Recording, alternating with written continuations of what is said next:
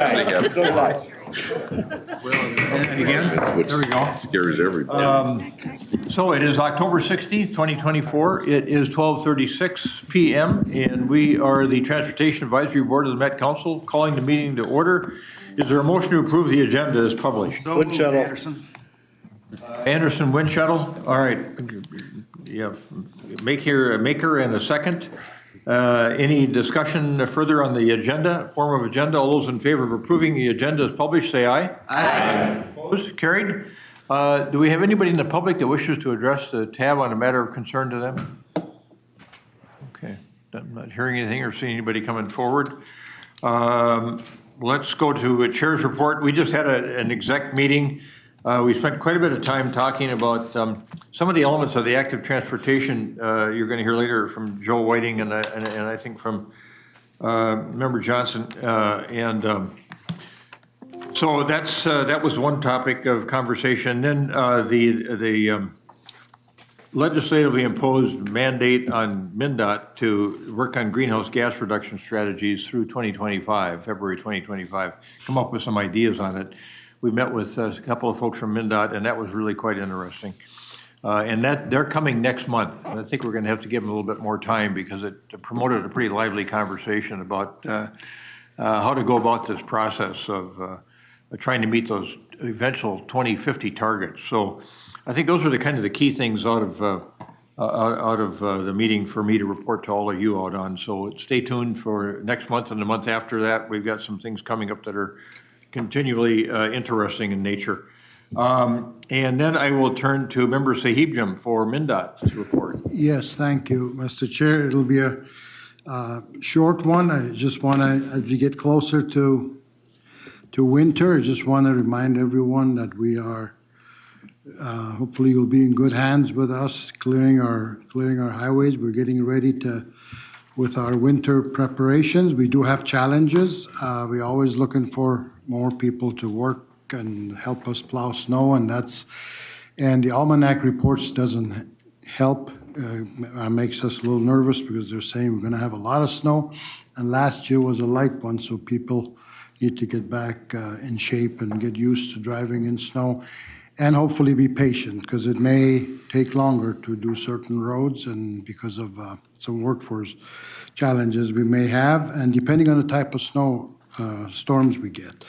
I think we're going to have a little safety discussion later from what I saw. So I don't want to be the doom and gloom safety fatality guy, but I want to remind ourselves that I just got a report yesterday. We have had 338 fatalities. That's more than one per day.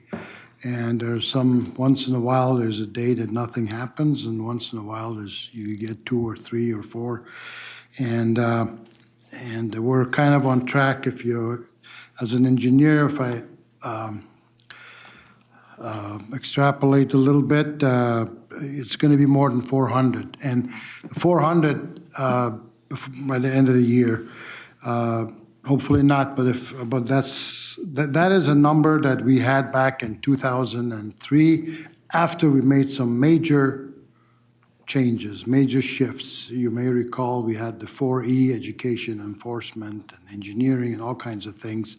Changed how we do things statewide, combining locals with the state, and made some proactive investments in safety, and that dropped it from 650. For a long time, we were in the 600 to 700 per year fatalities in the state, and that's down. It's been down to 400, and it dropped a little bit, but it's been plateaued for 20 years, and which means it needs something a lot more than what we're doing. And I think at one of the first tab meetings since I came back, somebody asked, I think it was Ms. Foster, they asked that what are we doing that's more innovative, that can get to zero eventually. And we're working on that and hear about it, and it's going to take a while. It's taken many years to build a transportation system to get to a point where it does, with all the external influences that causes these issues with distractions and whatever it might be that doesn't help very well and creates these fatalities and crashes. But so it's going to take a lot longer to get it fixed and get back to zero. So anyway, I'll stop. Thank you. Thank you. We've got a question from Commissioner. Yes, thank you, Mr. Chair. Not a question, just a comment that also there is a advisory council on traffic safety, of which I've been appointed at the pleasure of the Association of Minnesota Counties. And so we're actively working through 8 position statements regarding traffic safety and really focusing on how we as a body can contribute to better behavior, more safe behavior, and lowering of those crashes. I've given updates now and then. As we work through our 8 positions, I'm happy to bring those to this group when they're approved. Okay, thanks, Commissioner. All right, so yeah, Mayor, go ahead. Quick question. Connie, with the projects and stuff going on that are pretty major road projects and stuff, how many of these fatalities are happening around construction sites? Just out of curiosity, I mean, you probably don't, if you don't know that number, but I was just wondering if they're caused within that or if they're just other accidents otherwise. Because there's just, when the construction projects happen, they're really big and there's a lot going on and a lot of cones and a lot of things like that. I was just curious. That's Mr. Chair. Mayor, that's a very good question. Most of these are not on the construction zone. We do have incidents in the construction zone on fatalities, and a lot of them happen to be our workers that get hit. And that's why you see the fines are so, I think it's $300 and there was legislation to look at some enforcement this last year in the construction zones and a couple of pilot projects to look at that and see if it can do some enforcement in the construction zone, because working in those places alongside cars and trucks whipping by is not a comfortable situation to be in. So, Connie, I actually have something here from the public safety. It's interesting, breaks it down a little bit. If I could make a comment here. It says that of the 394, 256 were motorists, 45 were pedestrians, 10 bicyclists, 64 motorcyclists, 79 were drunk driving relating, 122 were speed, 32 were known to be distracted, or 105 were unbelted. So kind of interesting, those breakdowns. Thanks for that, Commissioner. All right. Well, between starting the meeting and having my wife calling me on the cell phone, I got distracted from something I was going to do.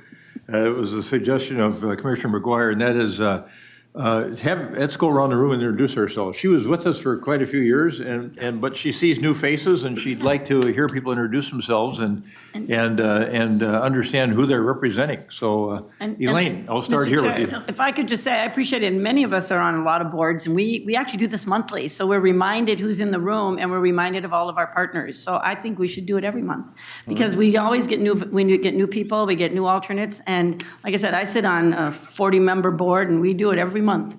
Our AMC board does it. So I think it's always good to be reminded of all the people that we are working with. So thank you for doing this. Thank you. Elaine. Elaine Katsukas, coordinator for the TAB. Center Snipes. John Rourke, Scott County Commissioner. Doug Anderson, Citizen Rep. Kevin Burkhart, Prior Lake City Council, and I have a Metro Cities seat. Mm-hmm. Gary Hansen, Suburban Transit Association Representative and Egan City Council Member. Glenn Johnson, Citizen Rep, District T. Sorry. Amity Foster, I'm Mode Rep for Transit. Myron Bailey, Mayor of Cottage Grove and Metro Cities Rep. Frank Kolash, Assistant Commissioner for Air and Climate Policy with the Minnesota Pollution Control Agency. Deb Barber with Metropolitan Council. John Fahey, Carver County Commissioner. Husnia Bradley, TAB, member District C. Mark Winchell, Mayor of Chaska, Metro Cities. Peter Dugan, TAB, yeah, that's where we are, okay. The greenhouse gases thing, it got me. I didn't. That was okay. Citizen member, Dakota County and Western Scott County, and neighbor of Gary Hansen. John Morris, citizen member, District B. Jeff Weisensell, Mayor of Rosemount, Metro Cities. Mark Stephenson, Mayor Maple Grove, Metro Cities. Rich Holz, citizen rep, District G, alternate. Chris Vaughn, transit mode representative. Jess Robertson, Blaine City Council, Metro Cities rep. Julie Jepson, Anoka County Commissioner, Association Minnesota Counties rep. Mark Jenkins, citizen rep for District F. Brian Martinson, non-motorized rep, and you also know me from active Ramsey active. You tell me what the acronym Active Living is. Ramsey Active Living Ramsey Communities. That's it. George Schember, I'm the mode rep for freight transportation. Mary Liz Holberg, Dakota County Commissioner. Connie Sahibjam, Department of Transportation. Mary Jo McGuire, Ramsey County Commissioner. Stan Karwoski, Washington County Commissioner. Debbie Gotell, Hennepin County Commissioner. Jim Hovland, Mayor Edina, Metro Cities. Oreen Chowdhury, council member on the Minneapolis City Council. Thank you. All right. Good. Nice idea. I'm going to turn now to Member Kolash for an update from MPCA. Great. Thank you. Good afternoon. Again, Frank Kolash, Assistant Commissioner for Air and Climate Policy at the Pollution Control Agency. The few items that I have to update, we have a number of grants that are open right now, particularly for climate resiliency and local communities. One is for a planning grants for local communities, and the other one is implementation of local resiliency actions by local and tribal governments. So those are open, and there are informational webinars coming up for both of those, some at the end of this month and early in November. Our heavy-duty on-road diesel replacement grants for $4 million. It closes today, so right after the meeting, hurry up and turn those in before 4:30, but we're hopeful to get a lot of projects that will reduce emissions, both greenhouse gas emissions, but diesel particulate emissions for the people that are breathing around those projects. And then looking into the future for the Diesel Emission Reduction Act, our round 7 of the program, we anticipate those grants will be available in November. And we are waiting with bated breath for information from our Clean Ports application to EPA and also our federal clean heavy duty program applications for EPA. We know that they want to get those Inflation Reduction dollars out before the end of the year. We are hopeful that they will announce that we are award winners for our 2 projects there. And then EPA did announce that they have an additional $1 billion for electric school buses throughout the country. And so these are eligible for school districts and school transportation providers, not available to the state, but we'll be working with the Electric School Bus Coalition to provide as much technical assistance as we can to encourage as many of the eligible entities to apply for electric school bus projects in Minnesota. And those grants will also be able to pay for electric school bus recharging infrastructure as well as the vehicles. Yeah, good information. Thank you. Does anybody have a question for Member Kolash? To follow on? Okay. Thanks for that information. Carl Crimmins, we haven't heard from Member Crimmins. We talked last month about his fall. He fell in Nebraska, I think it was. But Bridget Reef is here and from NMAC, and I think we'll ask Bridget to come up and give us an update on Metropolitan Airport Commission activities. Welcome, Bridget. Thank you, Chair, members. I'm Bridget Reif. I'm Vice President for Planning and Development with the Airports Commission. Member Crimmins sends his regards. We all hope he's healing fast. Just a couple of quick things for us today at the Airports Commission. It is our budgeting time. So we're working on our 2025 operating budget. Our revenues are forecasted for 2025 to be approximately $500 million, with our operating expenses around $300 million. Our debt service, as you know, we have the ability to sell our airport revenue bonds. Our debt service is about $150 million, and that leaves a whopping $50 million for our capital program. So that's roughly where we're coming in. If you're interested, our operating budget hits the commission cycle in December for approval, the same as our capital program. So our capital program In total for 7 years is approximately $3.5 billion. It does not really include anything that is in our just recently completed long-term capital program. So we're still evaluating which projects in our capital program should be moving forward. So we're talking about on campus and our reliever airports, ongoing maintenance, taking care of our current assets, those kind of projects that we're working on. So on that note, with regard to the capital program, yesterday we published our assessment of environmental effects. State law requires us to issue a document that summarizes our capital program projects, which projects are required to follow a state environmental review process.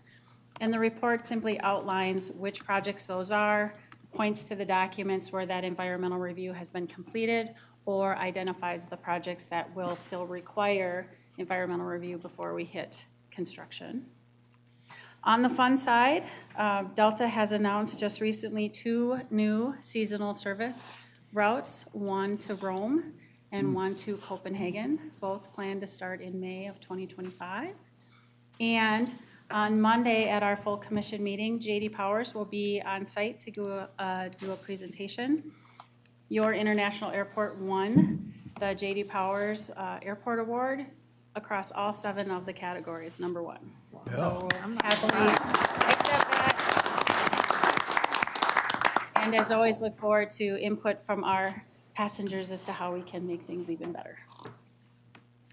And didn't Delta also announce a new direct flight to Oslo, Norway? Or is it just Copenhagen? Just Copenhagen.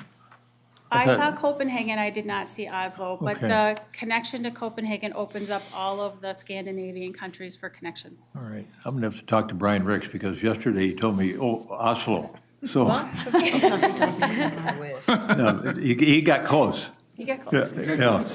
And then you want to talk about what else we did yesterday at the Southwest Metro Police and Fire Training Facility? We had, well, anyway, that's a training facility owned by the MAC, Bloomington, Eden Prairie, and Edina, and we just expanded it yesterday and did a groundbreaking for some further training capacity there for all 4 organizations. So Yes, we're that's happy to where partner I with heard that facility. Oslo. That's where I heard Oslo. Okay. Unless I misheard.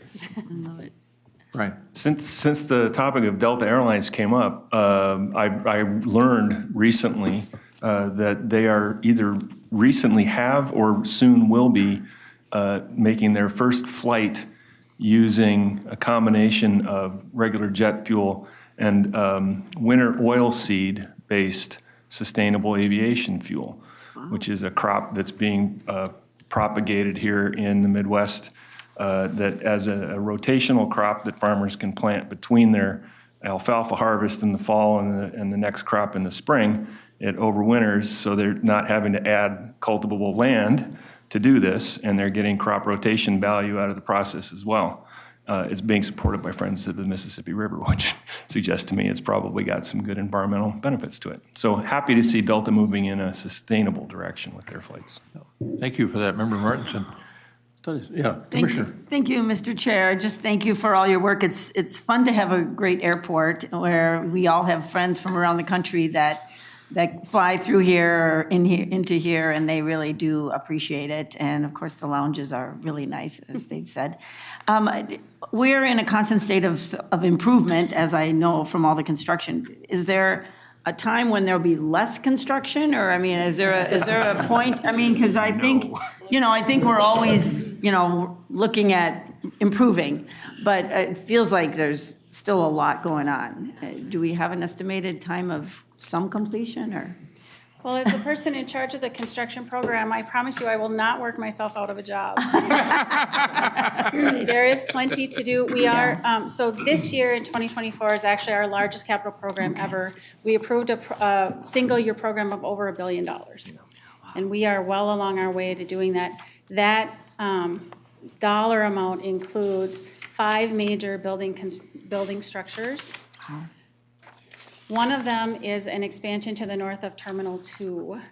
So we're only adding a total of 2 gates, but there are 4 sets of gates that will actually get more gate hold space and such. So it's a pretty significant project with a lot of other parts and pieces. That's going to take us until 2027 to complete. We're just getting going on the next infill on Concourse G. So similar to the south end where we did the new Pod 5 and the new Sky Club. We're going to infill between two of the existing pods. That project is going to take until 2028 because we can't close 5 gates at a time. That's too many. So we're going to do 3 at a time, open those up in 2026, and then we'll close 2 more and finish out the program. So a lot of what we do just takes a long time, but I guarantee you by then we'll be off and running on a different program. One of the key pieces that we have in our program that touches on our sustainability goals is an expansion and redo of our energy management center for Terminal 1. And so we're going to create a larger space because we can't fit the equipment that we need, but we're also going to evolve into a hybrid type of heating and cooling system. We can't go all electric, it's too big. The campus is too big for that, but we're going to go to a hybrid solution, and that's going to take us a huge step towards our 2030 goal for emissions reduction. And that will take years to complete too, I told them. Just be ready for it. Okay, thanks. Member Dugan. Yes, thank you, Mr. Chair. The Vice President is much too modest. My wife printed out the J.D. Power article, and the most satisfying mega airport in the country, the competition is Detroit, Wayne County, Sky Harbor, JFK, and DFW. So congratulations, that was really pretty. And the 7 core elements, here we go: ease of travel, level of trust, staff, parking, food and beverage, and exiting the airport, particularly baggage claim and transportation location inside it. So congratulations, Bridget. Oh, Miss Reed, sorry. All right, very good. Thanks for being with us today. Give Carl our best. We will, thank you. Yeah, we'll hope to see him back here soon. Yeah. So, Member Cohen, I can go ahead. respond to Member Martinson's question. Delta did have the flight. It was during Climate Week. It was made with sustainable aviation fuel made from winter camelina, harvested in Minnesota. Unfortunately, we had to send it to, I think, Wyoming for refining, and then brought back and then blended at Flint Hills. And Flint Hills Refining has committed to becoming a sustainable aviation fuel blender. And then the Climate Sub-Cabinet, multiple agencies are working with the members of the Sustainable Aviation Fuel Hub to move that forward with our tax credits that we have. So we go beyond blending to getting the production and then driving down the most sustainable types of aviation fuel and looking for studies that we can increase the cover crop usage and other pathways that Europe is using that is not just based on ethanol to jet, but the other pathways for sustainable aviation fuel. Thank you. So the blending is being done out at Flint Hills, is that what you said? Yes, they've committed to begin blending sustainable Right, aviation. in your backyard there, Mayor Jeff? No, we're aware of it. No? We're happy to have Flint Hills in our community. Okay, very good. Thank you. Thank you. And then on to Member Barber for a Met Council update. Thank you, Mr. Chair. Just a couple of quick things. First, a reminder, as we talked about in prior updates, Network Now, which is the service improvement plan for Metro Transit, is out for public comment. This is the plan that we have that's expanding service in our network by more than 35%. Some of the comments some of the commenting is because some of the lines that maybe were suspended during COVID are going to be permanently discontinued at this point. So definitely, please get your comments in. I think it's our effort to really right-size the network to what we're seeing now, and also provide some additional expansion and more frequency on the current system. And comments are up until November 15th. So if you haven't already, get comments in. The other thing is we just closed the comment period for the Regional Development Guide for 2050. Lots of comments from lots of communities, which I fully expected. On the TPP, we had a couple hundred comments that they're still sorting through, but I would say a lot of them were very reasonable comments. I think the really collaborative process that we used between working with TAB and with council throughout the process of building that TPP is really reflected in the comments. And so again, just kudos to all the people who helped participate in that process, because I think it's just, we're having a really nice outcome because of that. Very good. Any questions for Member Barber? All right, let's go now to Commissioner. Go ahead. Network Now, Met Council did a presentation to the Washington County Board yesterday in a workshop. And although we are very appreciative, I think in general, shutting down things that maybe didn't work pre-COVID and kind of retooling transit to the new normal after COVID, we were very hopeful that there were some changes in the right direction. We provided some input, but I really like the work that's being done. It's heading in the right direction. Thank you. We appreciate that. And of course, we're going to keep our eye open if trends change and there becomes more of a commuter pattern again. We want to be responsive. This is a 3-year plan. And we know we're going to have some good hits, and I'm sure there's some misses in there. So, definitely reach out and let us know, even a year down the road. Like if we're missing something obvious, we can't be in every community all the time, but all of you are good local representatives who know what's happening. So I'll never hesitate to reach out. Good. Thanks, Member Barber. Member Hanson, Suburban Transit Authority update, please. Thank you, Mr. Chair. Maple Grove Transit and Plymouth Metrolink have issued a request for proposals for a joint transit study to improve service connections in the Northwest Metro. Minnesota Valley Transit Authority provided more than 49,000 rides to the Renaissance Festival this year, a new ridership record. And together with Southwest Transit's 32,000 rides, these two providers recorded over 71,000 Renfest rides. So special services are contributing to increased ridership. In an effort to continue its commitment to equity and accessibility throughout its service area, MVTA is planning to expand the Connect microtransit service to Prior Lake, Mr. Burkhart, and Shakopee starting in January. And Southwest reported that ridership is up 29% overall from last year with special events. As I mentioned, ridership up 86% and express service up 12%. Southwest's autonomous vehicle service, which we talked about last month, will launch on November 18, so it is on track. And I want to thank Mayor Winchell for pointing out something to me that I was not aware of. And apparently, Southwest CEO Eric Hansen was too modest to tell me about. But looking at a press release from yesterday, Southwest Transit was honored as the 2024 Transit System of the Year by the Minnesota Public Transit Association, recognizing the organization's leadership and community impact and commitment to innovation.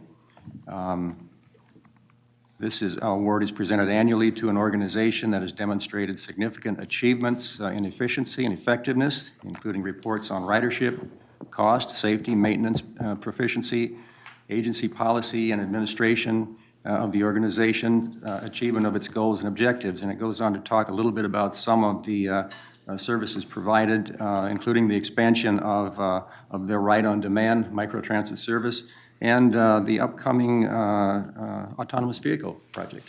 So congratulations to Southwest Transit. Thanks. Questions for Member Hanson at all? All right. Chair Hager, did you have anything to report out from the TAC? All right, we'll move on to the approval of the minutes. Are there any changes or additions to the minutes of September 18, 2024? If hearing nothing, is there a motion to approve the minutes of September 18, 2024? Moved by Griswold. All right, we got a motion by the Commissioner, second by Member Anderson, and to approve the minutes of September 18, 2024 for the tab.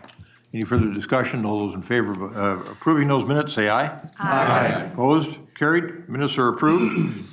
And then we're on to that portion of the agenda that deals with a couple of consent items, and we're going to have Chair Hager come up and walk us through these streamlined tip amendments.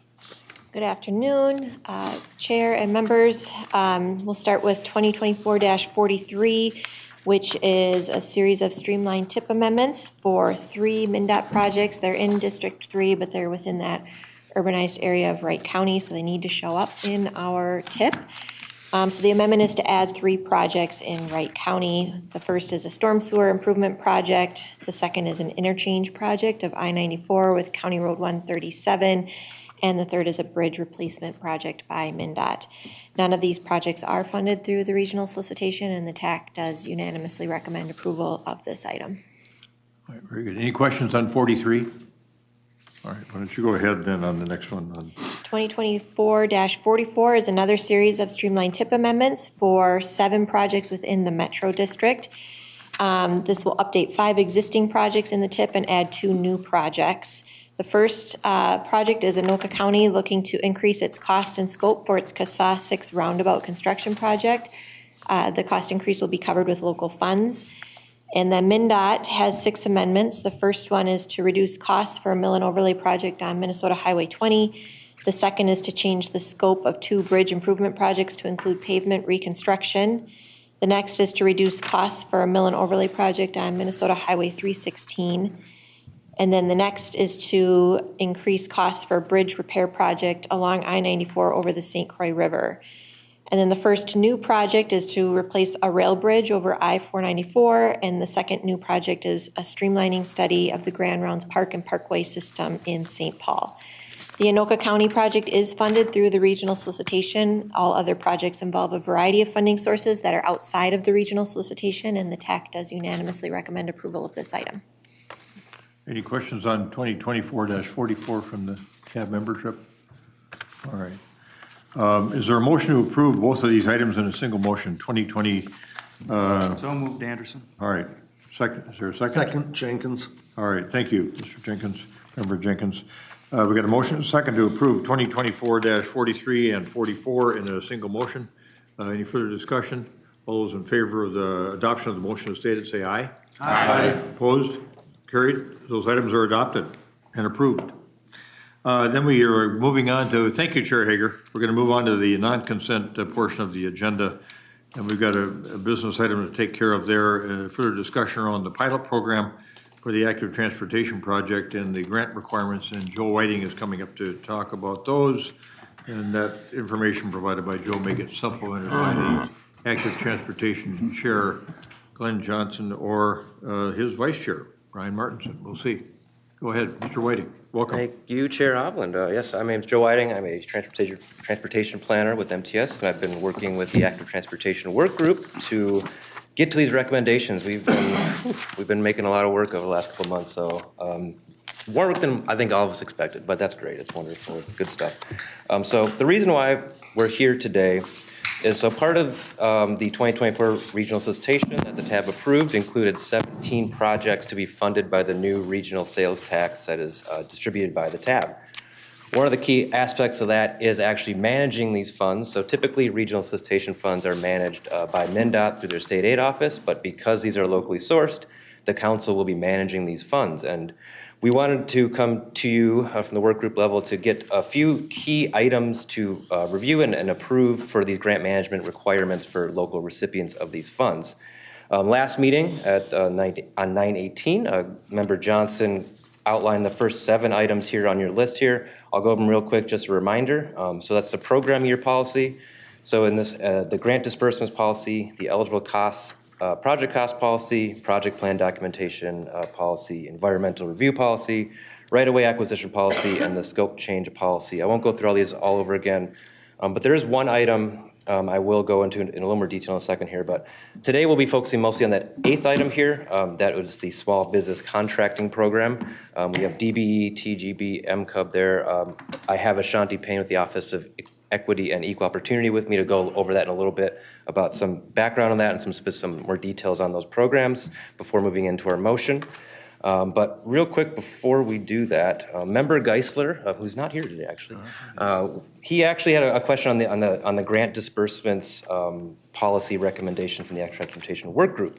And so I just wanted to have a little flow chart here to get an understanding what that means. So with this recommendation, what we will be recommending is to have half of the grant funding be distributed to recipients up front at the start of construction, and then the following remaining half to be distributed as a more of a reimbursement process that you see at a typical construction project. The reason why we're doing that is because as we think about this program and working with smaller agencies in the future who don't necessarily have the cash flow that large agencies don't maybe have the experience with grant projects, the hope here is to have this funding be able to kind of kickstart these projects, that 50% funding, and then as they get in that cash flow process, then we'll be going to that reimbursements process. So the flow chart here just kind of shows you where that process would work. And so we started where projects are selected by TAB, so that's your regional solicitation projects. Then it moves through grant execution, implementing agencies finalizing their plans and submitting them to the council for review.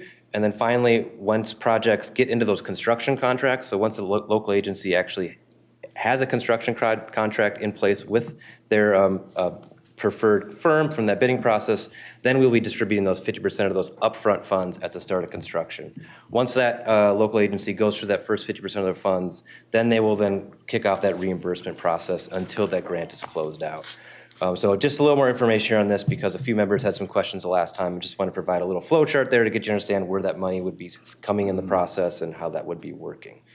Before I move on to the small business contracting, I would just 1 second here. If anyone has additional questions on the funding disbursements, like we could certainly talk about them now, but understand that it was Member Geisler's question last time and he's not here. So if not, we can keep moving.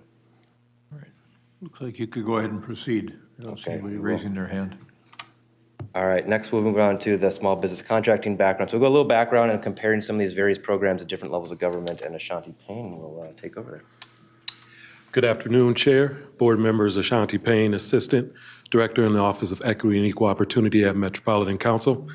And just wanted to give a little bit of background on some of the small business programs that some of you might be familiar with. The Disadvantaged Business Enterprise Program is the federal program through USDOT. It's probably the program that cities and counties are most familiar with through the regional solicitation process and administered through MnDOT State Aid Delegated Contracting Authority. These are to create a level playing field and all federally funded projects, if there is any federal funds, are subject to DBE requirements.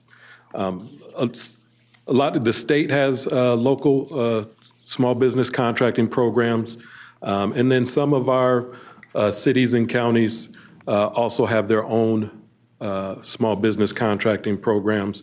TGB is the state program certified through the City of St. Paul and covers Ramsey County and Hennepin County.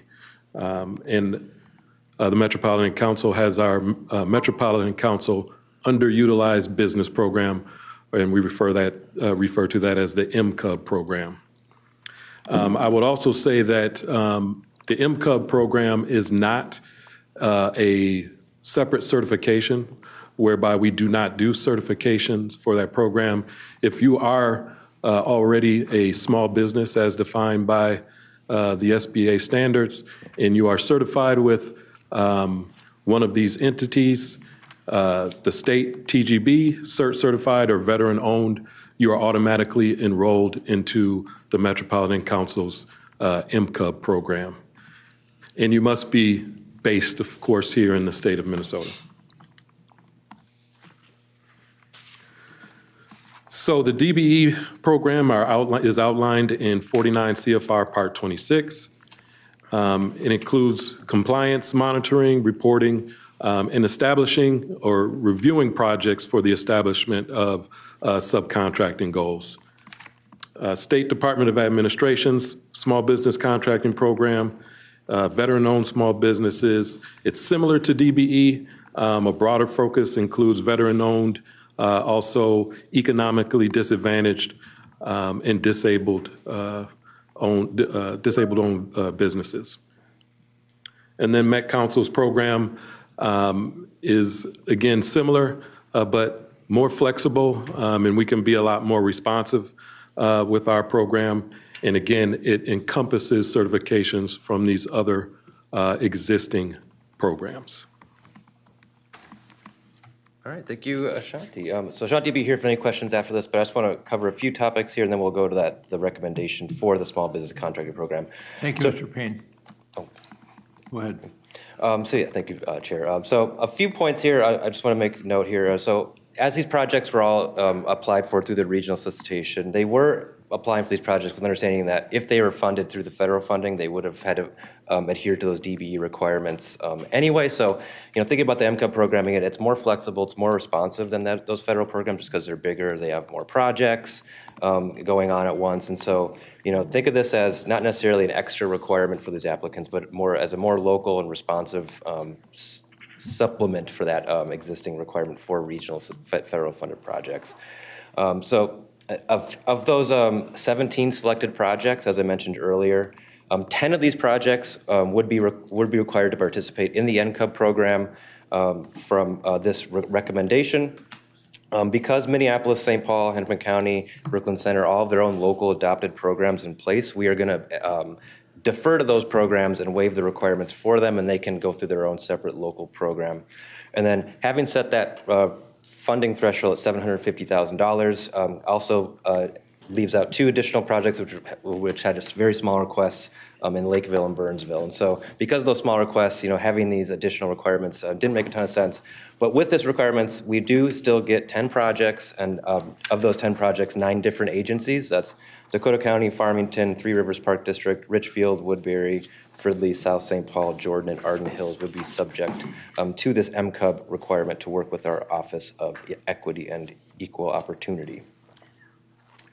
With that said, I'll read the recommendation out real quick and then open it up for discussion and questions after this. So the recommendation from the Active Transportation Work Group for the Small Business Contracting Program is to require grant recipients to apply the MCUB program requirements for projects receiving more than $750,000.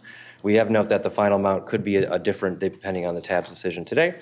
And we'll work with the Met Council's Office of Equity and Equal Opportunity to review projects for subcontracting opportunities and set subcontracting goals where appropriate.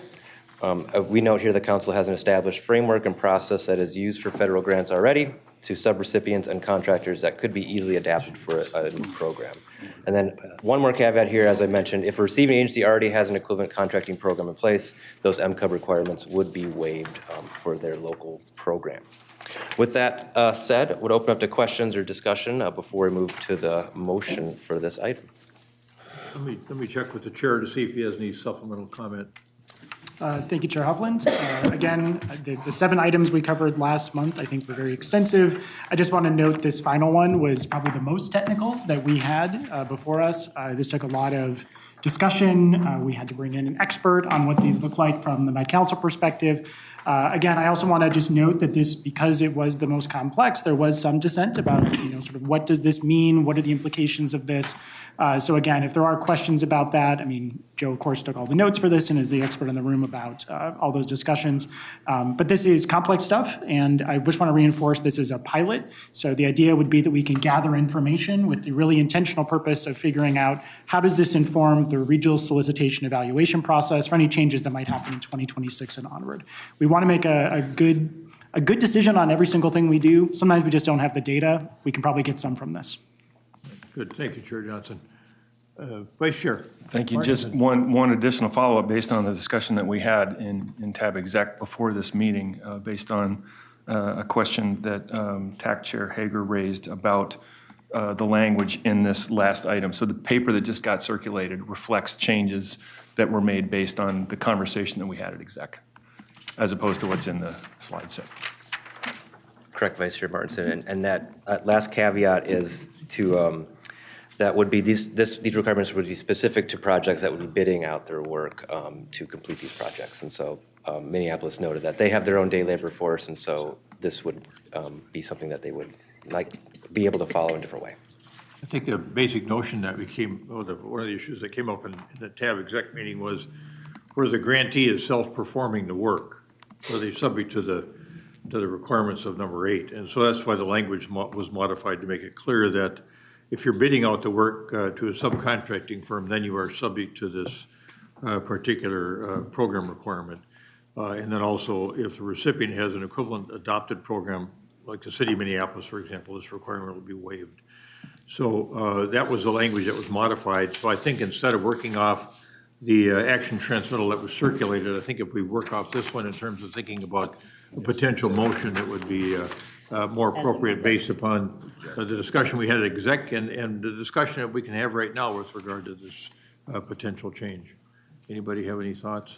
Otherwise, we can entertain a motion to adopt 2024-42 in its recirculated form. It's not amended because we haven't passed anything, but recrafted 42.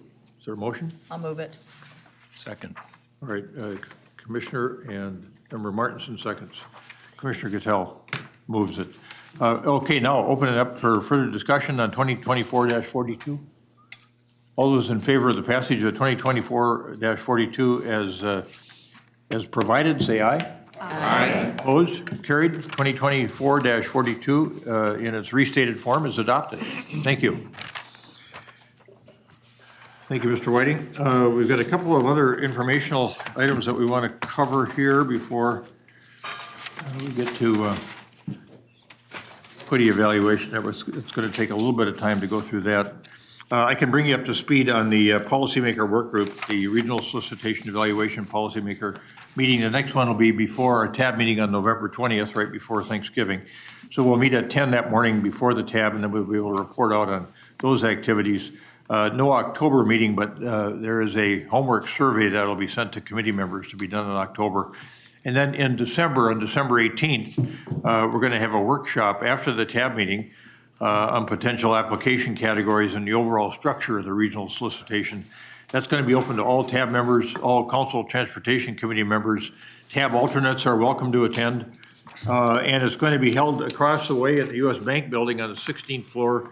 Elaine will circulate all that information to all of you. It'll be from 1:30 to 4, U.S. Bank Building, 16th floor, just across the Skyway there. So that's it for the update on the RSE. Any questions for anybody? All right, then I'm going to move on to Chair Johnson and let him bring us up to speed on the active transportation work group work. Thank you, Chair Hovland. Very quick today.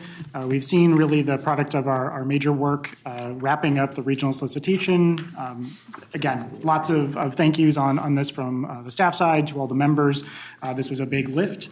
Of course, this is not done. We still have the regional solicitation evaluation where this is a key component.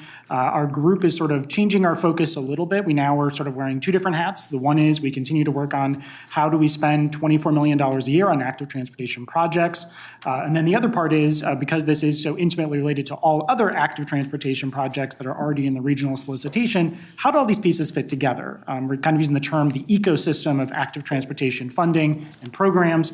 So we're really trying to get a lot of informational items headed our way over the next couple months to figure out what are all the different funding streams coming through, how do we think about those, how do we make sure that those are sort of being thought about thoughtfully, so each different pot of money can be thought of as what can it do and what can it not do, and try to piece those things together. So really a lot of informational items, but planning on meeting twice more this year. I suspect, though, that most of the recommendations will now flow differently because it will not come directly to TAB, but it'll be part of the overall evaluation process of the policymaker work group. So this might be the final update that we have here for an info item, but that could change. Good, thank you. Any questions for the chair? Yes, Could Commissioner. you state the next two meeting times and dates for somebody that uses an iPad and I when do you not send have out them the all. notices, And so if I could it defer doesn't work. to Joe Whiting, who might have those dates for the next couple meetings for the work group, or just email them out to the group to confirm. Maybe I'll do that instead for that, but we'll make sure we confirm with you. I can tell you the next one, Okay. October 24th at 3 p.m. Thank you. And that's via remote on Teams. Thank you. All right, thank you, Member Martinson. Member DeGan. Mr. Chair, may I make a small suggestion? I'm following on Mr. Johnson, Chair Johnson. If it would help me if all notices went through Elaine and they came with her signature on it, because frankly, get so many, I'm not quite sure who's in charge and what, there's a lot of them. Must be you. Anyway. You're in charge, Elaine. And I get a lot of emails, so, anyway, just a small suggestion. I want Elaine to have to do more. And you can ignore those emails from Member Martinson. Oh, okay. He already does.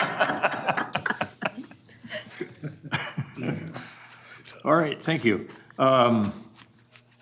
Yeah, Derek Luer, you're back there, I think? Yeah, there you are. We're going to have him give us a quick update on the MnDOT's Strategic Highway Safety Plan. Our fellow member, Connie Sahibjam, set the tone for this conversation. It's a serious one, and we appreciate you being here to give us this update. Thank you. All right, thank you for having me. So my name is Derek Luer. I work for the Minnesota Department of Transportation. I'm in our Office of Traffic Engineering, which is a statewide function. So I'm the state traffic safety engineer. So I'm going to be talking about our Strategic Highway Safety Plan today. Hopefully I'm not too reiterative of what Connie's already told you, but we'll just go through it. So what is the Strategic Highway Safety Plan? The strategic highway safety plan is really this idea of we're trying to set the direction on how we're going to reduce fatalities and serious injuries on all of our roadways for all roadway users in the state of Minnesota. It recognizes that a single crash has many contributing factors, and typically because there's so many contributing factors, it recognizes this idea that we need to promote partnerships to improve traffic safety, that we can't, no one organization, no one group, no one entity can do this on their own, so that we all need to work together, and it promotes those partnerships. And then it's this idea that we really want to make sure that we're data driven, both from the crash data itself and then also from all of our traffic safety professionals, advocates out there from many disciplines, so engineering, enforcement, EMS, all those people who work together in traffic safety, that we're all working together. And then the most fun fact is this is required by federal law. So we need to do this every 5 years, and we need to make sure it's updated every 5 years in order to ensure that we have funding coming from the feds. So like I said, the Minnesota Strategic Highway Safety Plan, like I said, it's federally required. This is something we could just do to kind of check the box and be done, but this takes a lot of effort. This takes a lot of time. It takes a lot of energy. So we decide, like, we're not going to just make this a checkbox thing. This is something we want to spend a lot of time and put the resources for to make sure we're getting it right. So really the big idea in all this is it's going to set our priorities. It's going to set our focus for the next 5 years on how we're going to spend our money for traffic safety, both with HSIP, which is the Highway Safety Improvement Program, and then also what's called the HSP, the Highway Safety Plan, which is what Department of Public Safety uses for how they're going to deploy their dollars as well. This isn't just relative at the statewide level. This isn't just about trunk highways. This is actually for everybody at every level. So this is for the state trunk highways, this is for the county roads, and this is for locally owned roads as well. So it really is supposed to touch all those areas. And then the ultimate thing is this sets the tone for all those other traffic safety plans we have out there. So county safety plans, work that cities and locals are doing to improve safety on their roadways. But really this helps, this should help inform all of them. So what's inside the current SHSP, the Strategic Highway Safety Plan? In there we got a lot of good stuff. We got the strategic highway, we got crash data and trends. So we talk about what we were seeing with the data. Engagement results. Last time we had a pretty big statewide engagement exercise, and we have all those results in there. We talk about our focus areas. So every crash has focus areas that are contributing factors to the crash. And then we also set what are our priorities. And since we have these focus areas and priorities, the next big thing really is to set what are our action-oriented strategies. What are we going to do out there on the roadways to reduce crashes, especially those fatal and serious injury crashes? All right. So the last time, that was our last strategic highway safety plan. We're now working on our 2025 to 2029 strategic highway safety plan. We kind of had a realization when we were writing the scope of this that since the feds require this of Minnesota, they don't just pick on Minnesota. They make all 50 states do this every 5 years. So we realized there's probably a lot of really good best practices around the country, and we wanted to identify those. So that was part of the plan, was to identify some of those best practices. The next part too is to incorporate some of the safe system approach, which I think I'm planning on coming back next time and talking about the safe system approach. So more on that. The other big thing too is in the last strategic highway safety plan, there was not a single mention of the word equity or what equity is. This time in this plan, we're going to really try to chase down and try to figure out what does equity mean for traffic safety. So that's going to be a big part of this effort. There's also this idea of embracing social norming and positive behavior changes rather than trying to be punitive and negative. Let's be positive and try to promote what people are doing well already. And then kind of the big part too that'll be really beneficial. One of the last critiques, or typically a critique of strategic highway safety plans, is they're almost too broad. It's a statewide document talking about statewide trends. For most people, most practitioners, it's hard to understand what does this mean for me on my level. So one of the things we're going to be doing with this next SHSP is actually breaking it down into 8 separate mini SHSPs. So one of them will probably be the metropolitan area, and what are the crash data? What are the trends that we're seeing in the metropolitan area here, and what are the strategies we can use here to address crashes on this level rather than just statewide? Like I said, we combined crash data and stakeholder input. So we did our TZD conferences back in the spring here. So we went to all 8 of our TZD conferences and we got input from all the stakeholders there. We've been going to the Advisory Council on Traffic Safety, and they've been really kind of helping us run this. But we've been meeting with MPOs, cities. We've been having these equity focused outreach areas. Another big part of this plan is this idea of a vulnerable road user safety assessment. We had to complete that back in November of 2021 or 2022. This will be a revision to the vulnerable road user safety assessment as well within this document. And then the last part, I'll share this at the end, but we do have an online public engagement. We are asking everybody that we can get a hold of to go in and provide us their thoughts, their opinions, and even to show us on a map, where are you concerned? What do you see for concerns out there that we should be aware of? So elevating equity in the 2025, so MnDOT has made an equity commitment, as many of you are probably aware, but MnDOT is committed to creating an equitable transportation system. Transportation equity means the benefits and burdens of transportation systems, services, and spending are fair and just, which historically has not been the case. Transportation equity requires ensuring underserved communities, especially Black, Indigenous, and people of color, share in the power of decision making. So that's been MnDOT's equity commitment. And for us in traffic safety, this isn't just something that could be perceived as lip service. This is something that we know is real in the traffic safety data. When we have looked at areas where there's higher poverty and higher disparities, we see higher prevalence of severe crashes, especially for pedestrians and bicyclists. In areas where the majority of residents are Black, Indigenous, and people of color, they have almost 9 times as many fatal and injury pedestrian crashes per square mile as majority white areas. So this is something that's real, that's showing up in the data, that is prevalent. It's something that we know and something that we want to start working on and figuring out how can we bring down these areas of disparity, especially when it comes to traffic safety. So within the SHSP, we go over these things that are called focus areas. The traffic safety focus areas are crash types or factors that contribute to crashes. We actually have 16 focus areas that we can quantitatively identify. I'm not going to go over all 16 of them, but just as an example, a focus area would be inattentive drivers. So people who are either distracted, not paying attention, or some other type of distraction within the car. The officers can identify that as inattentive driving, and we can identify that within the crash reports and say, hey, this person was inattentive, this person was impaired, and we can actually quantify when we see these numbers pop up. So like I said, I won't go over all 16 of them, but that's just an example of one. But like I said, these are crash data trends over the last 20 plus years or so. Back in the early 2000s, we were at this 657 is kind of where we peaked out temporarily. There was actually a bigger peak back in the 60s.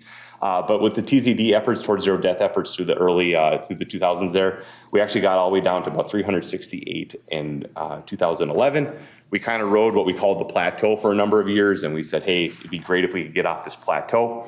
Well, starting in 2020, we got off the plateau, but it was in the wrong direction. We saw this big spike in 2021, and since then we've been kind of riding down that. 2024 here is looking like it's gonna probably mirror 2022, which you can see there was 444. So we're still kind of riding higher than we were before, but you know, this plan hopefully starts to work on addressing some of that and bring those numbers back down. Would you hold on to that Yeah. slide for just a moment? I just wanted to ask you, what happened between 2002 and 3 and 2011 that caused that decline? Yeah, so that was actually the start of Towards Zero Death, and that actually started a lot of collaboration across the state between both roadway agency owners and police departments, and just a lot of collaboration across the state.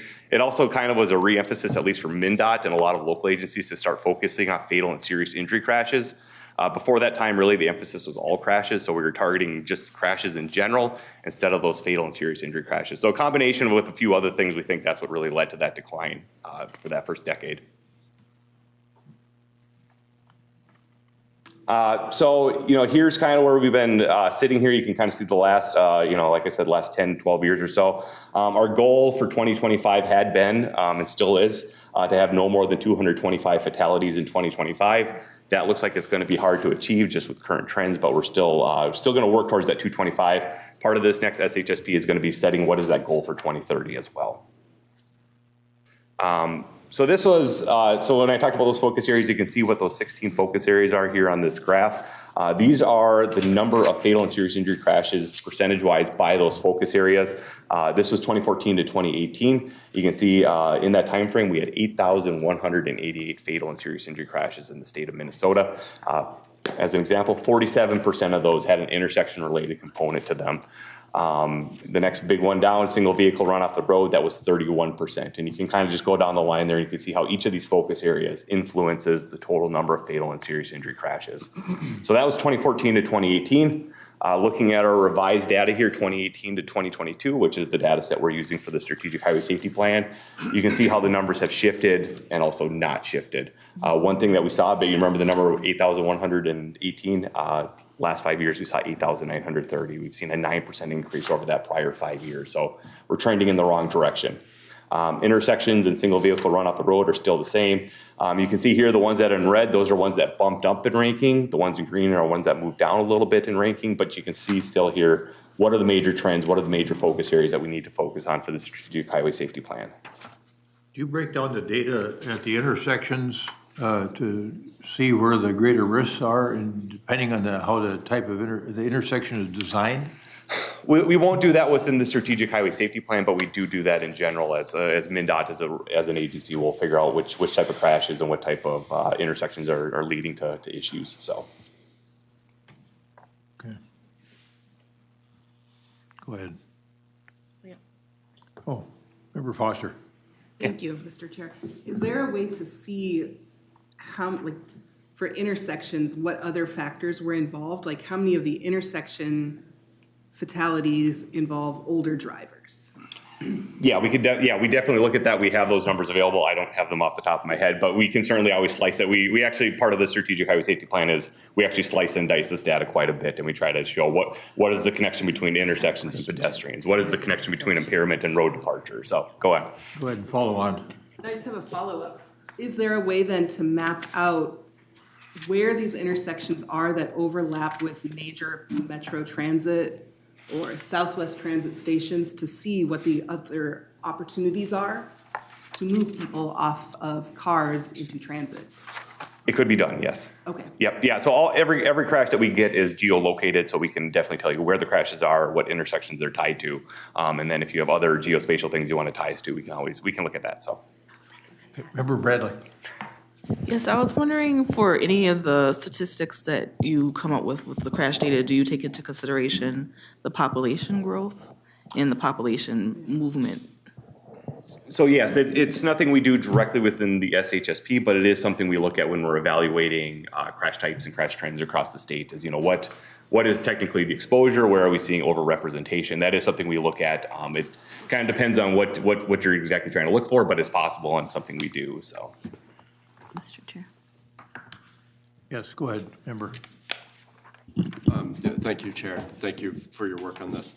Obviously, like, traffic safety issues, traffic violence can affect anybody. We also know, per the equity piece, like, the most vulnerable folks out in our communities are the ones who are gonna feel the impact. So I think the urgency of this is something that I know I personally really feel, and I'm sure that's shared among a lot of folks. I guess I'm curious, you mentioned the kind of best practices from other states. Do you know if there are other states that have seen substantial declines and what are some of the best practices that were maybe put in place in those places that we can tap into? Because seeing 440 projected and being at this plateau area, obviously a difficult spot. Thank you. Thank you, Member Vaughn. Yeah, that's a difficult to answer. I would say, especially in the last few years, most states have seen similar to what we have, which is an upward trend. And I'd say even, Minnesota, we saw pretty good substantial declines like I showed in that graphic. Most states did not experience that. So we've seen a pretty drastic decline. We saw that good plateau. No, I shouldn't say good plateau. We saw that plateau. We've seen a little bit of a spike now. That has actually not been the national trend. So Minnesota tends to be a leader in traffic safety. We tend to have actually probably one of the safest roadway networks out there. But yeah, we're always trying to see what other states are doing. Other states are trying different things, and we're watching how those things go. One thing, Minnesota, we saw with the passing of cannabis now, a lot of other states that had passed that saw negative results on the traffic safety things. Not necessarily were they directly tied, we don't know, but typically they saw things go the wrong direction. And that's one of the fears we have here in Minnesota as well with the passing of that. So that's something we're keeping an eye on. But it's hard to pinpoint, even when there is a decline in the state, what exactly led to that decline at times. So, Commissioner Goodell. Yeah, so I was looking at, it's very interesting to see slide 10. This is about the crashes by demographic inputs in the BIPOC communities and low income. And then to look at slide 18 too and see statewide crash data trends. Is there a correlation for the types of incidents that happen in these communities that are specific to that community? I mean, how do we know what's going on? Why is it so much higher, bigger? Are we talking about, hold on, this one? Slide 10, yes. Yeah, I know myself. Oh, the slide numbers are on there. Thank you. Yeah, so, when we look at this, usually what we're kind of focusing on tends to be the more pedestrian and bicycle crashes. So what we think are, what the hypothesis is that in these communities, people are less likely to have motor vehicles or have access to a motor vehicle on a regular basis. And with that, they're more likely to walk or bike or use transit in those areas. And related to that as well is historically, these areas have typically been underinvested in, so the types of roads and the type of infrastructure for pedestrians and bicyclists just isn't there. So those two things combined together is what we believe is probably leading to this increased propensity. Of these That's types very of crashes. interesting, because with Deb Barber here about Metro Transit and everything like this, and when we think about safe routes to schools, we don't ever talk about safe routes to the buses always, and how impactful that can be for people too. And so I think that's another worthy exploration.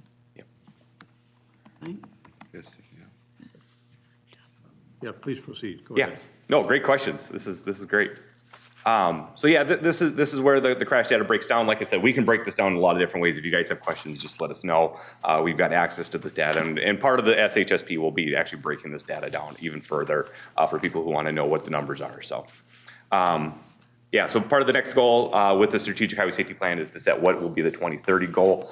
This will probably be a really hard exercise just based on the fact that we don't want to show us going up, but at the same time too, it's going to be hard to show us going down when we've been kind of stuck on these numbers. So here's kind of where the process is. So back in the fall of 2023, that's when we did a lot of the heavy data analysis. Through the spring and summer here, we've been gathering input. Right now, we're kind of in the stage where we're starting to summarize things. We're starting to strategize what our priorities and focus areas will be.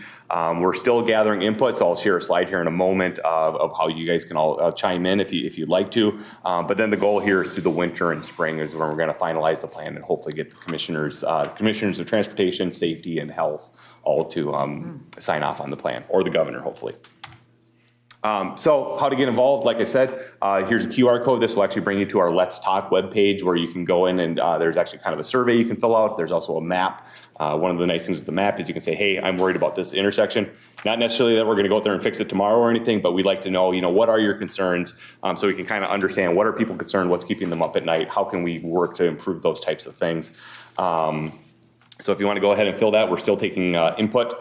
We have our statewide TZD conference next week up in St. Cloud. That'll be another opportunity. We're going to keep it open to public comments until January 25. So actually, we have this first part of the engagement, which is trying to hear people so we can influence the plan. Part of any federal plan is we do have to have an open public comment period. So once we have a final or a draft final plan, that will go out for comment again. That'll be another chance to chime in. And another one, Heidi Schallberg in the audience here who works for Met Council, she is on our work group for the advisory council to help form the strategic highway safety plan. So you can always work with her, or you can always just contact me directly too. I love hearing input. I love hearing ideas. So yeah, with that, that's all I got. So thank you. Other questions that have arisen, Mayor?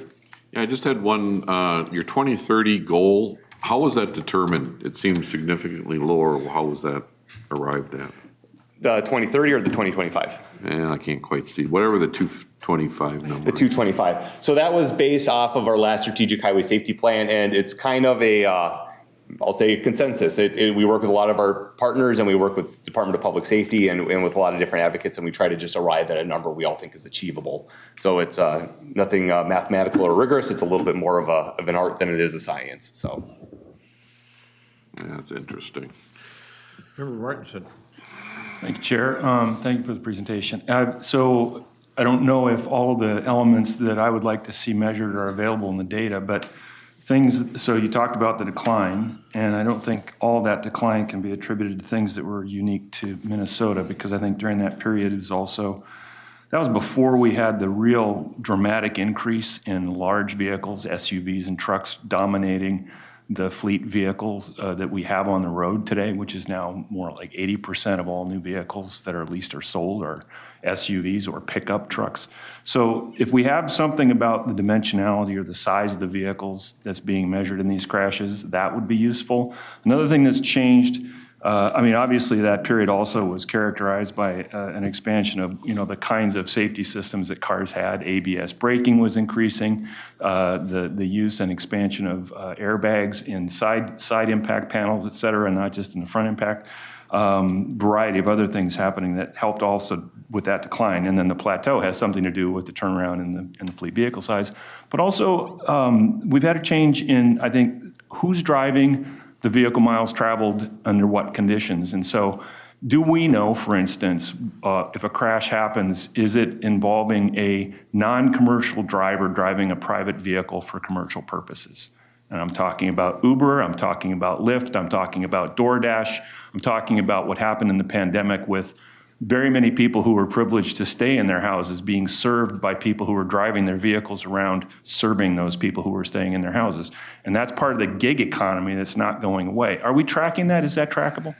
That is not something we probably are directly able to track just because of it. We could track commercial vehicles because when those are involved in crashes, that directly goes into the crash That's data. But to your point, yeah, we don't directly track this non-commercial aspect that we probably just don't have a direct ability to do that. But that's an interesting, yeah, I had not thought about that, so thank you. Maybe police reports need to be made to include that kind of information going forward. Thank you. Member Marest. Yeah, thank you, Chair. Great information, Derek. Thank you so much. Is this primarily MnDOT right-of-way, or is this all of the local right-of-ways as well?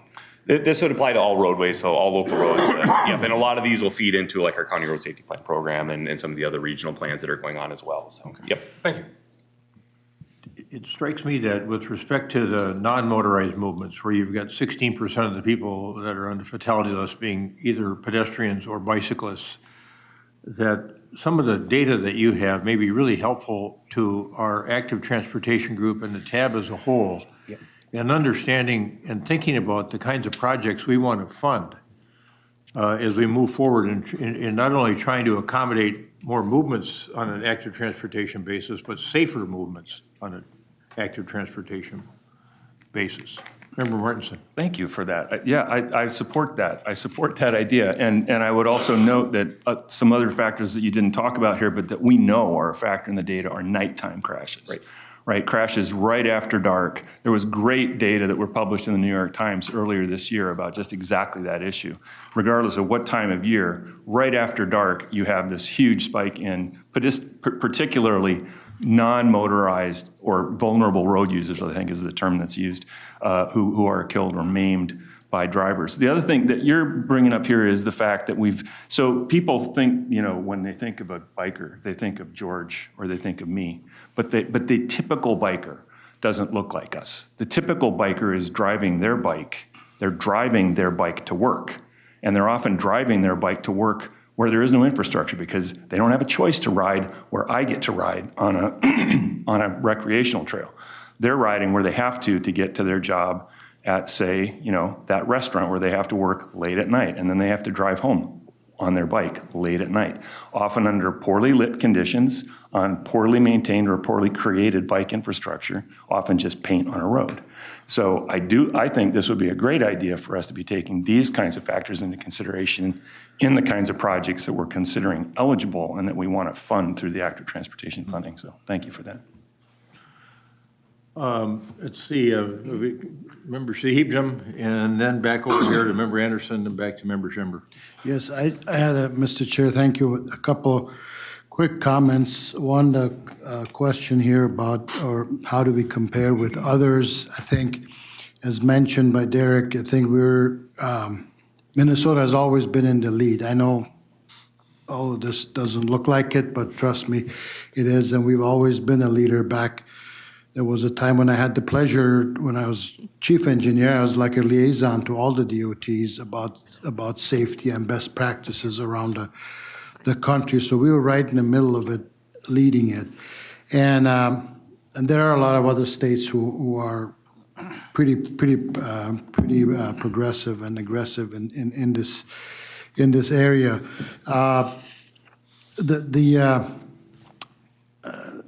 The bike and pet conversation, I think, having been born and raised in Europe, in Germany specifically, and recently I had a trip with my wife for a short trip to Montreal, which is in Canada, but it's a European city. The one thing I noticed there, we did a lot of walking, rented bikes, we did everything. What you see there is that the bike and ped modes have the right of way, and people look for them. People say you grow up that way. As you're driving a car, you see them. And you go to Germany, there's no way a car would pull in front of a bike or a bicycle or a pedestrian. And I think it's a cultural thing. I don't think you can change that here. Nobody in this room, this generation, maybe it's the next one, that they're that they learn that way as they're growing up. It's taught in school. They have robust schooling when they go to learn how to drive. I mean, we put people in cars when they're 15. I suppose that was necessary when you're in farmland and various reasons. Nowhere else is like that. It's always minimum 18. And I'm not saying it's just because of that, but so I think it's always good to have short-term goals, but I think ultimately you got to have a long-term goal and needs to be a systematic change. The chart that you pointed, Mr. Chair, that we were at 650 and then we got down to 400, we had a systematic change in Minnesota. Our goal was to get to zero from 650 a year. We got down to around the 400s, and like I said, we just plateaued there, and then something else is needed to make it better. So anyway, we'll keep chipping away at it. Just a comment. Thank you, Connie. Excuse me, Member Anderson, bear with me. I think Member Chowdhury had her. That's okay. Okay, all right. Second. Two things. First, just to maybe add to Brian's comments, the battery electric vehicles are significantly heavier than their gas counterparts. So size does matter, but also that transition as well. And then, as I'm sitting listening to Connie's comments before about the 4 E's and the work that we do here, I think we take great pains to try to move to more safe designs, but I think all the E's aren't created equal, and the one that it maybe is a bigger E than the others is enforcement. And any one of us that drive around can see that enforcement isn't happening well. There are significant numbers of people on their phones that are inattentive, are speeding. We can see it every day on the freeways. And I think whatever we do here has an impact, but enforcement is the linchpin. It's the key that turns the lock on getting to safer roads. Thank you, Member Anderson. I'll go to Member Schember, and then we'll come back to Member Chowdhury. Thanks for the presentation. So my context here is spending hundreds and hundreds of hours riding my bicycle across the U.S. in many, many different states. And what I'm not hearing much of is the cultural or behavioral aspect. And I can tell you anecdotally, I don't have the data, but anecdotally, states are different across the nation. But anybody who bikes a lot knows Kansas is probably one of the most dangerous places to ride a bike, as is Texas, Florida. I would add Montana and Idaho. It's almost frenetic. But I also see it in Minnesota. Minnesota is a much worse place to bicycle than it is North Dakota or even Wisconsin. So we're bracketed by these two states that seem to be much safer. People move over. There's a different attitude. So there is a driving culture, is my conclusion, that is somewhat state-based. And I don't know all the things that go into that. But I also have seen in Canada and Ontario, there's a culture there where people slow down, they move over, they absolutely, take the interest of whoever's on that roadway a lot higher than their own personal interests. So that takes me back to culture. And that therefore becomes behavior. And I see so many of these factors are really behavior-based. I speed, I imbibe, I distract, all these things that go into what ultimately causes a crash. So I'd like to see a lot more behavioral data inputs, because we can change the culture. You absolutely can change the culture. It takes time, it takes effort. But because the cultures are different across the states, my conclusion is, well, they changed. They didn't all start, on their own to be where they're at today. My second one is, you're going to see, if you're not keeping the data, you are going to see an explosion of crash and accidents around e-bikes.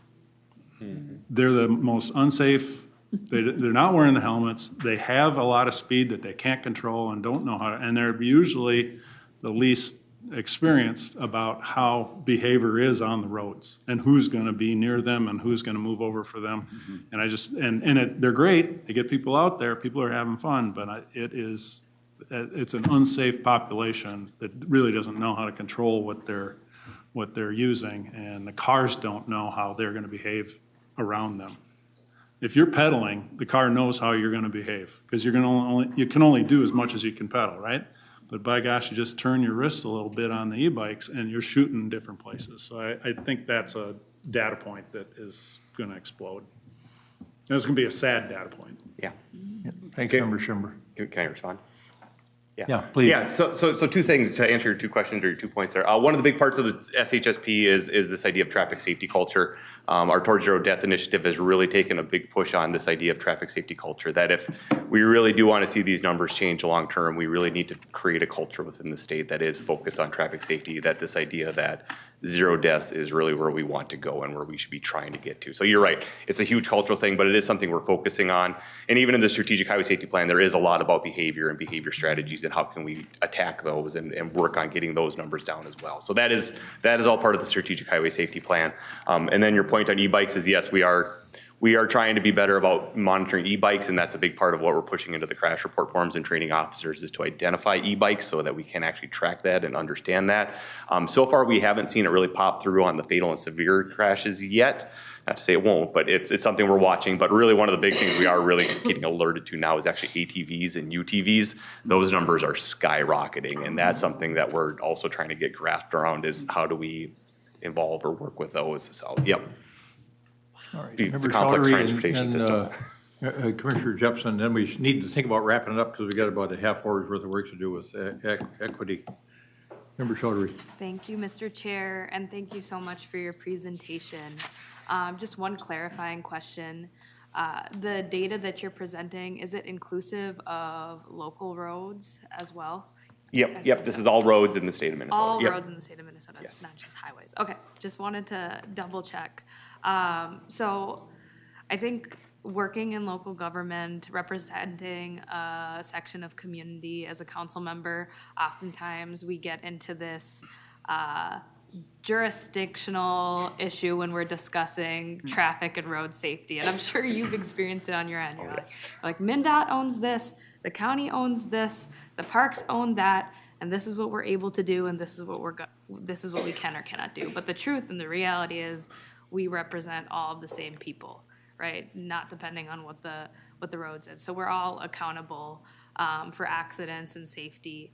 And I really appreciated within your presentation talking about having meetings with different stakeholders to get input and figure out how we can work better together, especially coming up with the issue of multi-jurisdictional traffic safety.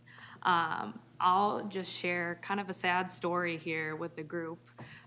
Unfortunately, this will be an additional number for the year of 2024. This actually occurred in my ward, the 12th ward of Minneapolis on Hiawatha Avenue.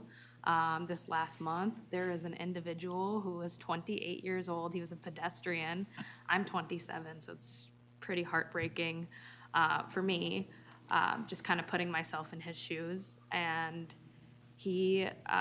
there's long been an issue of like safe pedestrian crossing on Hiawatha Avenue, especially with the light rail that's right there and not a safe crossing. And just speeding in general, issues around lighting, again, multi-jurisdictional in nature because our city is responsible for maintaining the lighting in agreement with MnDOT. And he stepped out there, I assume, to make that crossing, and a car that was going at the speed that it was actually supposed to go, but just because the nature of making that crossing at the moment hit him 40 miles per hour, and he was in critical condition. And I'm still in conversations with the family, but it's not looking up. It's not looking in a good direction. And that was always my worry coming in and representing my community, was that while I was in office, we're going to see someone die on Hiawatha Avenue.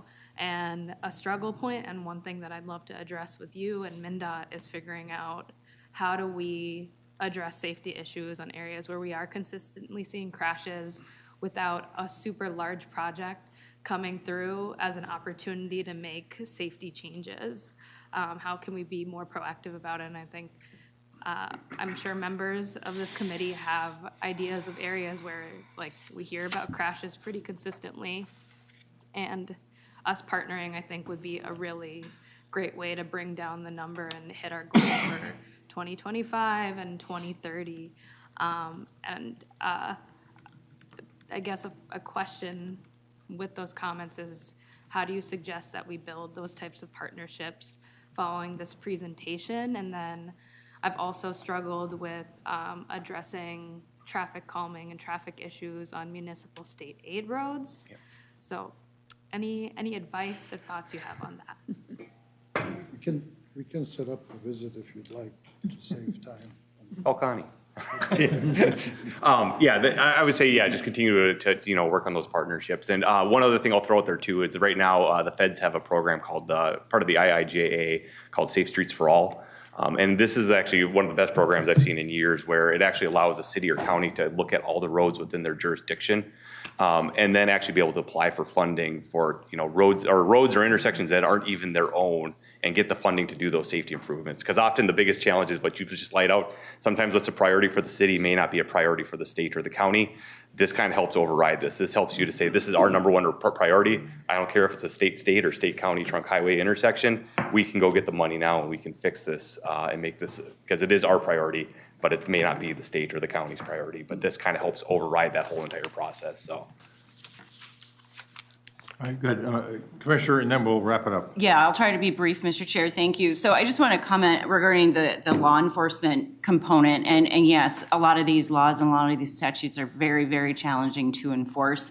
But I think at the end of the day, it really comes down to the complete disregard and the value of human life, and selfishly doing whatever the heck you want to do in your own car because you have the right to do it. And I think Member Schreiber, I really hope you are correct in us changing the culture and being good human beings to ourselves and to one another. I did have a question for you regarding and I couldn't find it in your slides, but I think you mentioned it regarding honing in on various pockets within the state, various regions, and how centralized are you going to break that data down by intersection, by county, by region, by... Yeah, so for the strategic highway safety plan, we'll break this down regionally, but I know you're in Anoka County, right? Yep. So right now, Anoka County is actually working on a county road safety plan for Anoka County. So that's where we'll kind of lay down to, down to the segment and intersection and the county priorities within those types of plans. But the regional plan will be kind of more focused on a regional basis. But then the idea is that counties and cities would be able to develop their own plans for their specific regions more specifically. So, and that gets down to intersections and segments and curves and those types of things. So that does not happen within the strategic highway safety plan. Okay, thank you. Yep. I think you get a good sense of the thoughts of this group that wants to work with you to try to figure out how to reduce fatalities. Yes. Regardless of whether they're in the metro or in greater Minnesota. So keep us in mind here as you go about your work. And thanks for the update. Yeah, great, thank you. Thanks for being here. So we're going to spend a little bit of time here on the council's equity policy group. I think it's been wonderful that Amy Venowitz is going to introduce the topic, but one of our colleagues, Member Bradley, has been co-chair of this group. And that's a real advantage I think we've had from a TAB standpoint to have her involved. So I'll have Amy come up and introduce the topic, and I'm not sure what everybody's role is going to be if you're doing the whole thing, but regardless, Member Bradley, thanks for co-chairing that group. We really appreciate it. Thank you. Go ahead. Mr. Chair and members, Amy Venowitz with Council Transportation Planning Staff. The last presentation was a great semi-introduction to this work. It shows how important equity is in transportation and always to be thinking about equity. I did want to answer Commissioner Gattel's question. We do have an upcoming project roughly titled Safe Streets to Transit, Safe Routes to Transit. I think Heidi Schallberg left, but that's going to be upcoming in 2025. So look forward to that. So with regards to this project, the title, Equity Evaluation of Regional Transportation Investment Processes Pilot Study, quite a mouthful. Before we kick it off, I'd like to introduce our project team. As the chair already mentioned, we have Member Bradley, who has served as the co-chair of our advisory group, which was known as the Equity Policy Group, or EPG, which you'll hear quite a bit about today. We have our consultants with us. Oh, I'm remiss. We have Juhi Pomplum, who also serves on the EPG and has quite a bit of experience with equity tools in general. Our other co-chair of the EPG, Edna McKenzie, who some of you might know from transportation. She owns a small business firm, could not be here with us today. Then we also have with us our consultants, our Bolton and Menk. We have Ashley Hudson and Marcel Walker. They'll also be giving a big piece of this presentation. And we had Bellwether Consultants, Allison Bell, who was part of this work, who also could not be here today. And then I did want to recognize we had other council staff, Heidi Schallberg and Jed Hansen, who participated heavily in this study. And then MnDOT was a very strong partner with us. Sheila Kauppi served on the EPG along with council member Reva Chambliss. And then Molly McCartney, who I think stepped out, also served on our PMT. So this project has been a partnership, a lot of people involved, a lot of different communities represented, as you'll hear throughout the presentation. I'll move through this fairly quickly, and just to forewarn you, this might take a little bit more than a half hour. We'll try to go quickly and save questions to the end, but if you can stay after 2:30, that would be appreciated too. So the council has really been involved in prioritizing equity. We have it as both a goal for the region and a value for the council itself in its work. This slide shows our equity value statement. The most important piece of this being that we are dedicated to creating systems, policies, and programs that repair and heal harms and eliminate disparities. And so that really is a call to us to implement new types of processes, new programs, change our existing systems to result in more equitable processes. So the council also has adopted what they call a racial equity framework. I really think of this framework as a three-legged stool. It tells us how we should be doing our equity-related work, and all three legs of the stool are really necessary as you approach equity work. The first is contextualized, and to ensure that the work we are doing is really aimed at addressing a systemic inequity. The second leg of the stool is community-centered, and that when we're involved in equity work, we really need to co-create solutions with populations that have been impacted by the inequities that we're trying to solve. And then the third leg of the stool, reparative, to really seek solutions that are of the same scale of the harms that have been experienced by the communities. And so that is the goal of equity work, and I hope to some degree we have achieved some of that with this work. This project really came out of the council prioritizing equity. They made over $3 million of local council funding available to the council's business units, and they really challenged us to come forward with projects, actions, activities aimed at addressing systemic inequities. And so in response to that kind of call for ideas, the Transportation Planning Group came forward with this project that you're going to be hearing about today. The original project we envisioned at about $400,000, 18-month timeline for a lot of different reasons, again, that you'll be hearing about how the work changed and grew and kind of evolved along with the equity policy group's involvement. It did come in at a little over $700,000. We're 2.5 years into this project. We're right now in the process where we're kind of bringing it out. It's still in a draft form. We're bringing it out to various presentations. We'll be doing some pilot training, and hopefully throughout 2025, some training that would be available to local governments and MnDOT and Met Council staff. The original proposal was really that we were going to look at a variety of transportation investment processes from an equity perspective and come up with recommendations, maybe prioritized recommendations on how to improve the various processes that we have. The proposal also included working with the community group and paying the community group. That was an important piece of the project. Currently, due to limitations in state law, we can only do that through the use of a consultant, but we do feel really good about the fact that our members were paid significantly, and they contributed a lot of time, a lot of effort, a lot of expertise that this project really could not have happened without their strong involvement, as you'll hear. If I were to rename this project today, knowing what I know after 2.5 years, I think a more appropriate title is Bringing Equity into Regional Transportation and Investment Processes, and that's really what the tool that we have developed can help us do, can help all of us do in our transportation investment work. And with that, I am going to turn the next part of the presentation over to Member Bradley. Very good, thank you. Hello, and members and chair.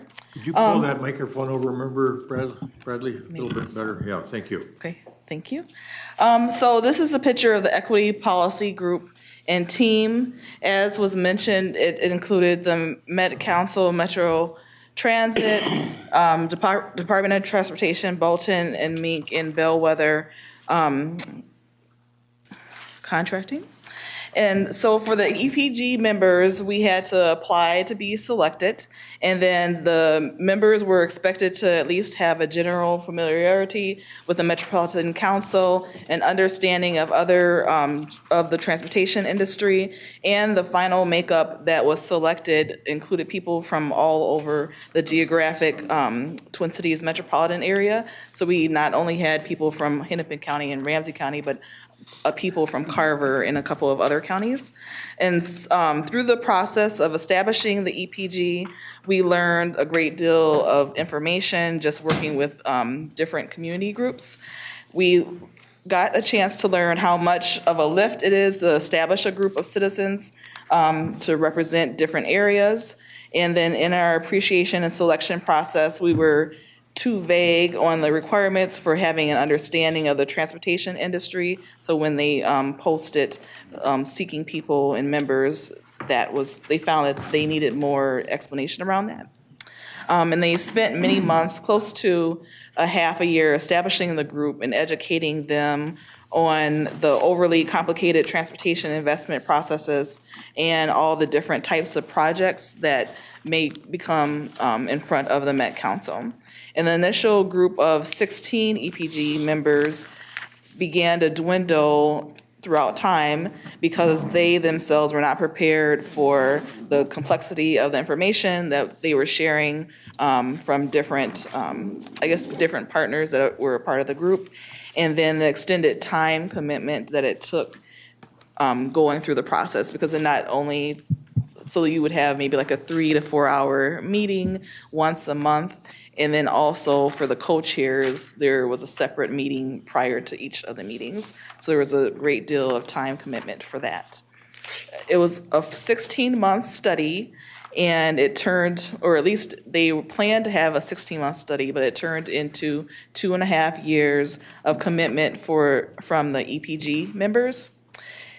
And also a couple of times they had to go beyond the scope of the work, and because a lot of that can happen in 2.5 years just because of the job changes, life changes, and good and bad that impacted their commitment capacity. And then, however, the core 8 group members of the EPG were the ones that kind of stuck through the study and were extremely passionate about how transportation investments have impacted their communities, and they had a lot of input and experience to include towards that passion. And their passion changed the scope of the study Like Amy had mentioned, with some of the projects that were ongoing during that time, it changed the scope of those projects. And as professionals that live within schedules and budgets, the changing scope was a challenge. But each of the members would tell you today that letting go and empowering this group really was for the better, and it helped shape a tool that can be used into the future, and they're trying to craft it so that it better fits some of the transportation projects. Who has? Doesn't go right in. Do you want to control the video? Okay. So now we'd like to share just a few of the EPG's testimonial video of the importance of the work. Is power. Transportation projects do affect people's lives. What's the best way to implement effective transportation without destroying communities?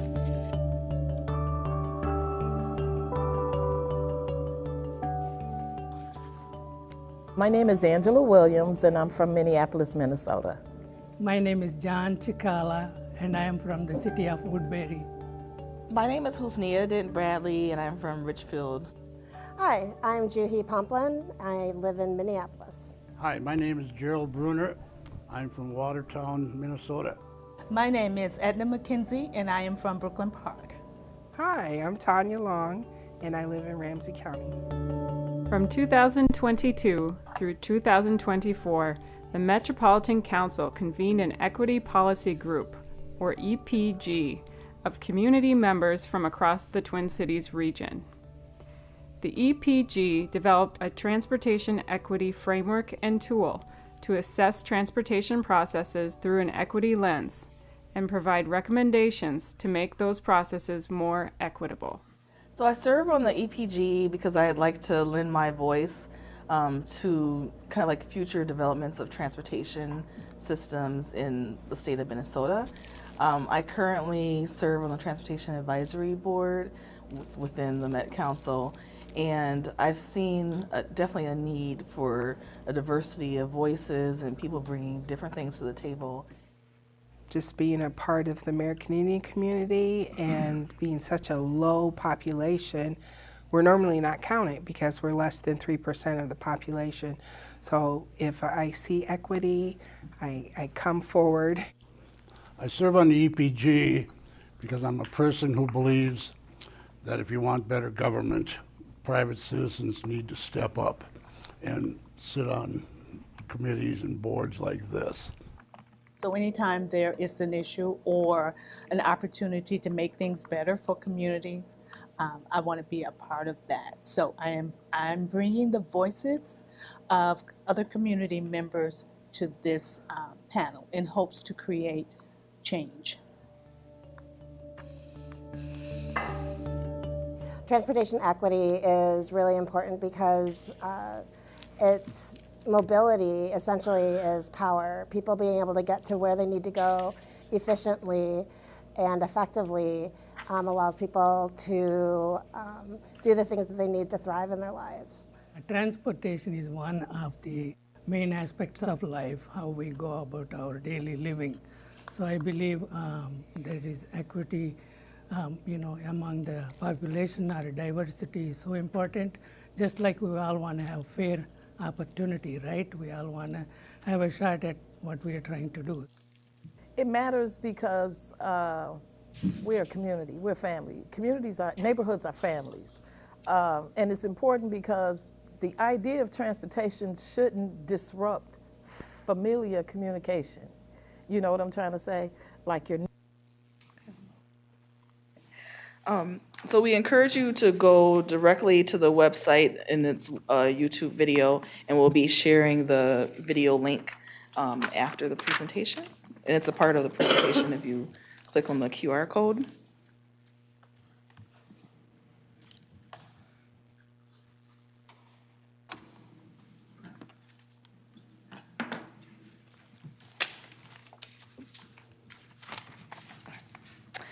For the equity policy group, we had several different guiding values, and these we came up with, having group discussions, talking about different projects and narrowing those down in order to come up with the shared values that we had to move forward to start planning the tool.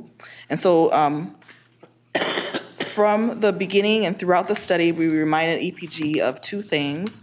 The first was that the work that we were doing needed to focus on making future transportation processes better and more equitable.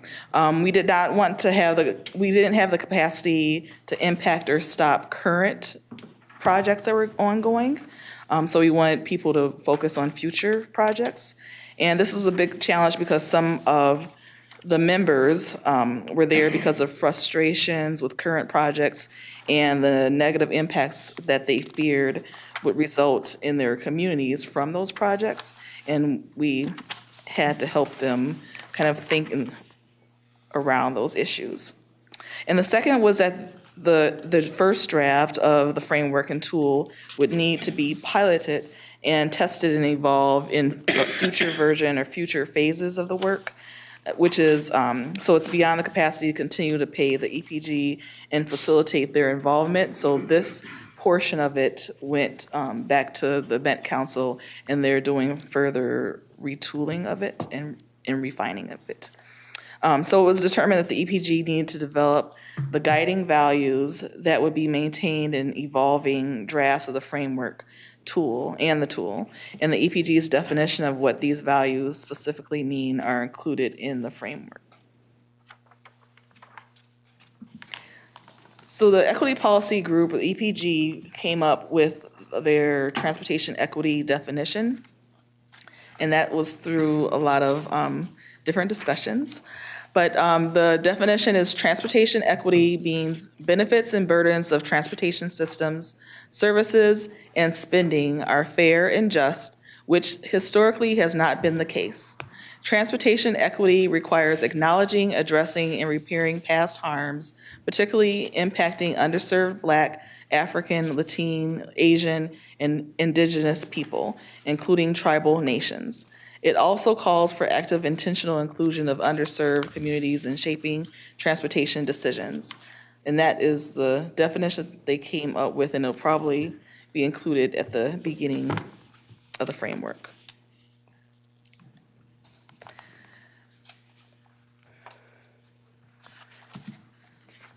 Oh, yeah. Thank you.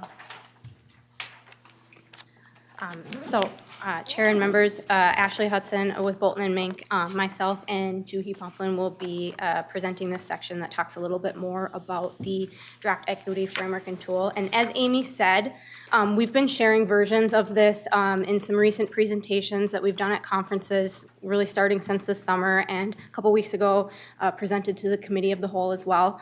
And we've been sharing this out, but really with the disclaimer that it is a draft version, and reminding everyone that this will evolve when we get to pilot trainings that will begin in early 2025. But we still wanted to get this out and share the work that has been created and continue to get feedback on it. So the work model that we, at a high level, that really kind of led this process is, in the beginning, the study team, we did the best that we could to map out in plain language the most common paths that transportation investment processes or projects take. We engaged a variety of agencies to really kind of get some feedback, and that included cities, counties, MnDOT. And it was really no surprise, but that really confirmed that there isn't really a common process for a project, and that is and across different project types. That's, even within agencies, there's different ways that projects are approached, and for sure across agencies. But we still did our best to kind of map this out and explain this to the EPG so that they could absorb that information. And through their questions and their feedback and their lived experiences, we started to shape up the framework and tool. And then the third phase of it, which we'll get to in a couple minutes, is where we are now, which is developing capacity building and training for really how this tool could get into practice in coming years. And before I hand it over to Juhi, I'm going to talk a little bit about how really the order of the tool and the development of the tool at a high level, we talked through with the EPG these common, I guess, phases that a project takes, really from identifying like what is the need here, what is the problem or the opportunity that needs to be addressed and invested in, and how does that flow to receiving funding and going through project delivery through construction. It was intentional, so the tool section and the questions that make up the tool to really spark conversations amongst project teams about how can they lay out more equitable processes for their project. The sections are really split up to address these common phases, and it's very intentional that those questions are repetitive. They're looking forward into future phases and things that need to be considered, but they're also looking back and asking, have you done enough work with community? Where do you need to stop, pause, and go back and do more work with community to really know that you're doing the right thing? And a lot of that was done too in recognition that there's a lot of times where project scopes and budgets are defined before community is really ever engaged. And that can become problematic for a variety of reasons on both ends. Are you giving enough time? Are you giving enough scope and budget? Then even some of the conversation today is maybe are you doing too much? Is there more immediate things that need to be done to address really serious safety issues? And so especially too where there are cases where some needs or things to be addressed are coming out of very technically driven approaches, and just really reminding a project team you need to spend time, go back with the community, and they need to be a part of helping define the next steps of what this looks like. So I'm going to actually go back a second and say that I think it's real that what was really important about this project, or one of the things that was really important about this project, is the recognition that equity is not something we just discussed at the point of project implementation, right? Because so often equity within different institutions are just about how money gets out there into the community to kind of complement and mitigate some of the issues that a community might have with the project. It doesn't really seek to change how a project is done or thought about so that the entire process can create a more equitable, beneficial product at the end for all the communities. And so I think that this process of identifying the different steps within transportation and planning was really important, not just for us as community members in this process, but to the whole discussion around equity and transportation planning. And so to Ashley's point that, no process really has the same process, right, is no wonder why, communities really can't keep up with how to engage with the transportation, projects that are happening in our communities. There's always this assumption that it's too complex, community doesn't understand the process. It's too complex that, they won't know how to engage. And, if when we find out that the project team doesn't even know how to articulate the process and decision-making process, it's no wonder that community doesn't know how to engage and when to engage, right? And so again, that step of mapping out the process is so important. In addition to, the idea of equity and inclusion really is also about how rules are set, right? How rules are set. Who knows the rules? Who sets the rules? Who knows the rules? And then, sometimes from community perspective, we don't know the rules until we violated the rules. And then again, we get dismissed, we get discounted because we violated some process that we didn't know anything about. But then the project team will say, well, you just don't understand, right? And so again, we get dismissed and belittled in the process of importance. And so with the draft equity framework tool, there's two parts to it. One is the framework. The framework is the guide to how the tool should be used, the intention. And what I think about it is this tool is neutral, right? It's not going to change anything by just sitting on the shelves. The tool is the equity within the tool is being advanced by the application. And so people need to be handling the tool, looking at it. So hopefully you all will after this presentation. And let me look at my notes. And it's really about setting forward a new practice within transportation planning. There's a practice that's out there right now that does not have much inclusion or respect for community in the process and the community input. And so this tool is intended, and the framework is intended to create a new process that is inclusive, right? That is a partnership with the communities that are going to be most impacted by the project, and thus creating new muscle memory within those project teams on how to do the work, so that they're constantly thinking about what is the process, what is the decision-making process, what decisions need to be made, how do we engage community, get community input, and then how do we incorporate that, and then reset and redo it again, right? It's a new practice, and the framework helps create that muscle memory for teams to practice that. And then the tool itself has really strong and important recommendations and questions for project teams to really think about and consider as they move through each phase of the project. Again, creating that muscle memory of practice. So this is the framework tool. And then the framework within the tool aspect of it has the questions, like I said, but then they also have you take the step back and think about what are you learning by putting forward this new process of engagement, and then what can you change? How do you adapt the project to incorporate the considerations that you're hearing from community? And so finally, finally for me, there's more to it after me, but for the draft equity framework and tool, the framework and the tool and the questions that are in it get kind of granular, right? And so it's to ensure intentionality, intentionality of how are you thinking about things, how are you internalizing and incorporating the pieces in there. And I think, at times a project team might think that this is burdensome to go that granular with that.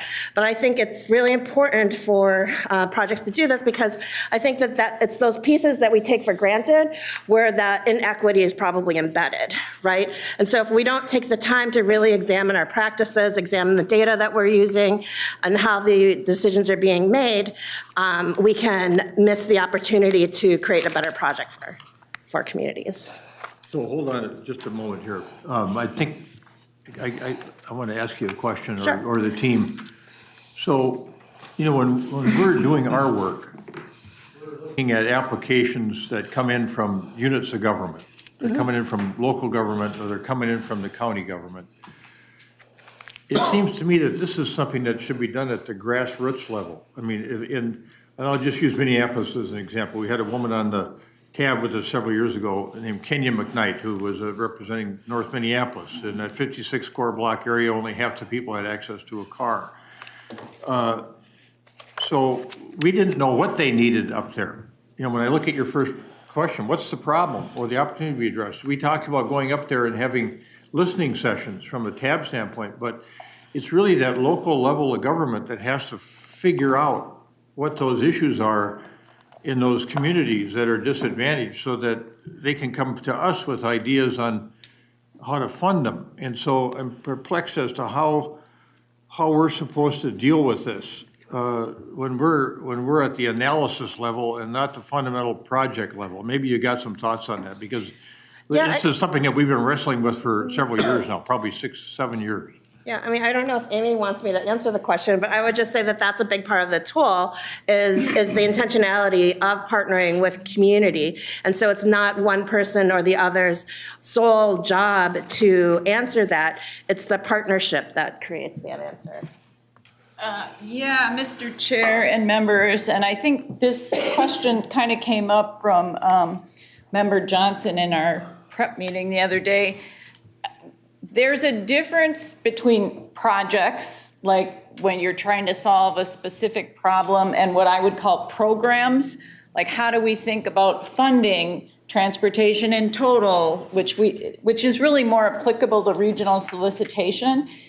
I think Right now, this is more of what I would call a project-oriented tool, where we're addressing a specific problem in a specific location, and we're going to have an investment process unfold. But a lot of the questions that are in this tool would be applicable at a program level. So I think once we get into the training piece, we can start to evolve these questions back up to a program level, but it's going to take some practice using the questions and understanding maybe first how it applies at the project level, and then think about program level usage. Also, though, related to the regional solicitation, we're not ready yet, but maybe in the future there would be an opportunity to include pieces of this in the scoring or in requirements for the regional solicitation. One example might be what we call the community mapping, asset mapping.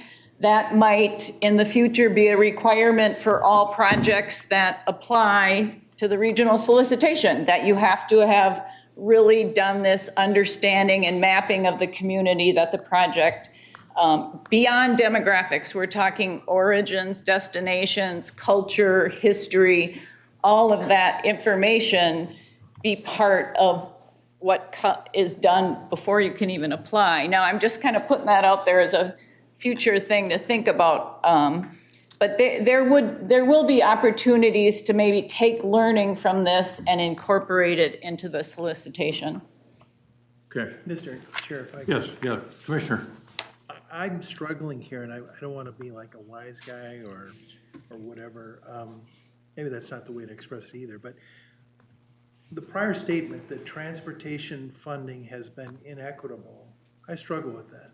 I'm bearing down on 25 years in this seat, pretty much right here. We over the years have made sure that money geographically was distributed equitably to our counties, to our cities, to the region. And then we've counted on our counties and our cities to equitably do projects that would meet the most critical needs in their communities.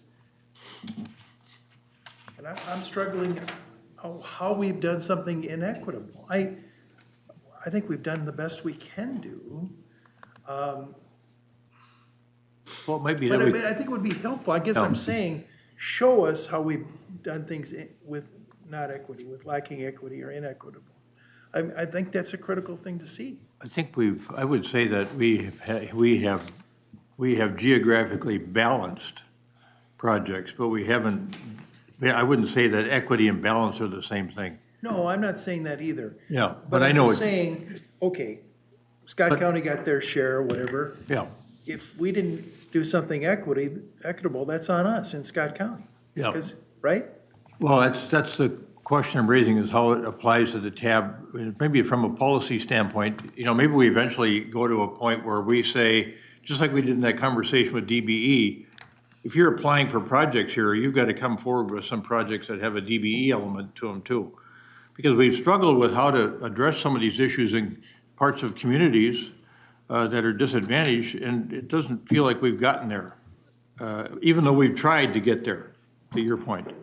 Member Foster. Christopher was first. Okay. Yeah. Member Vaughn, go ahead.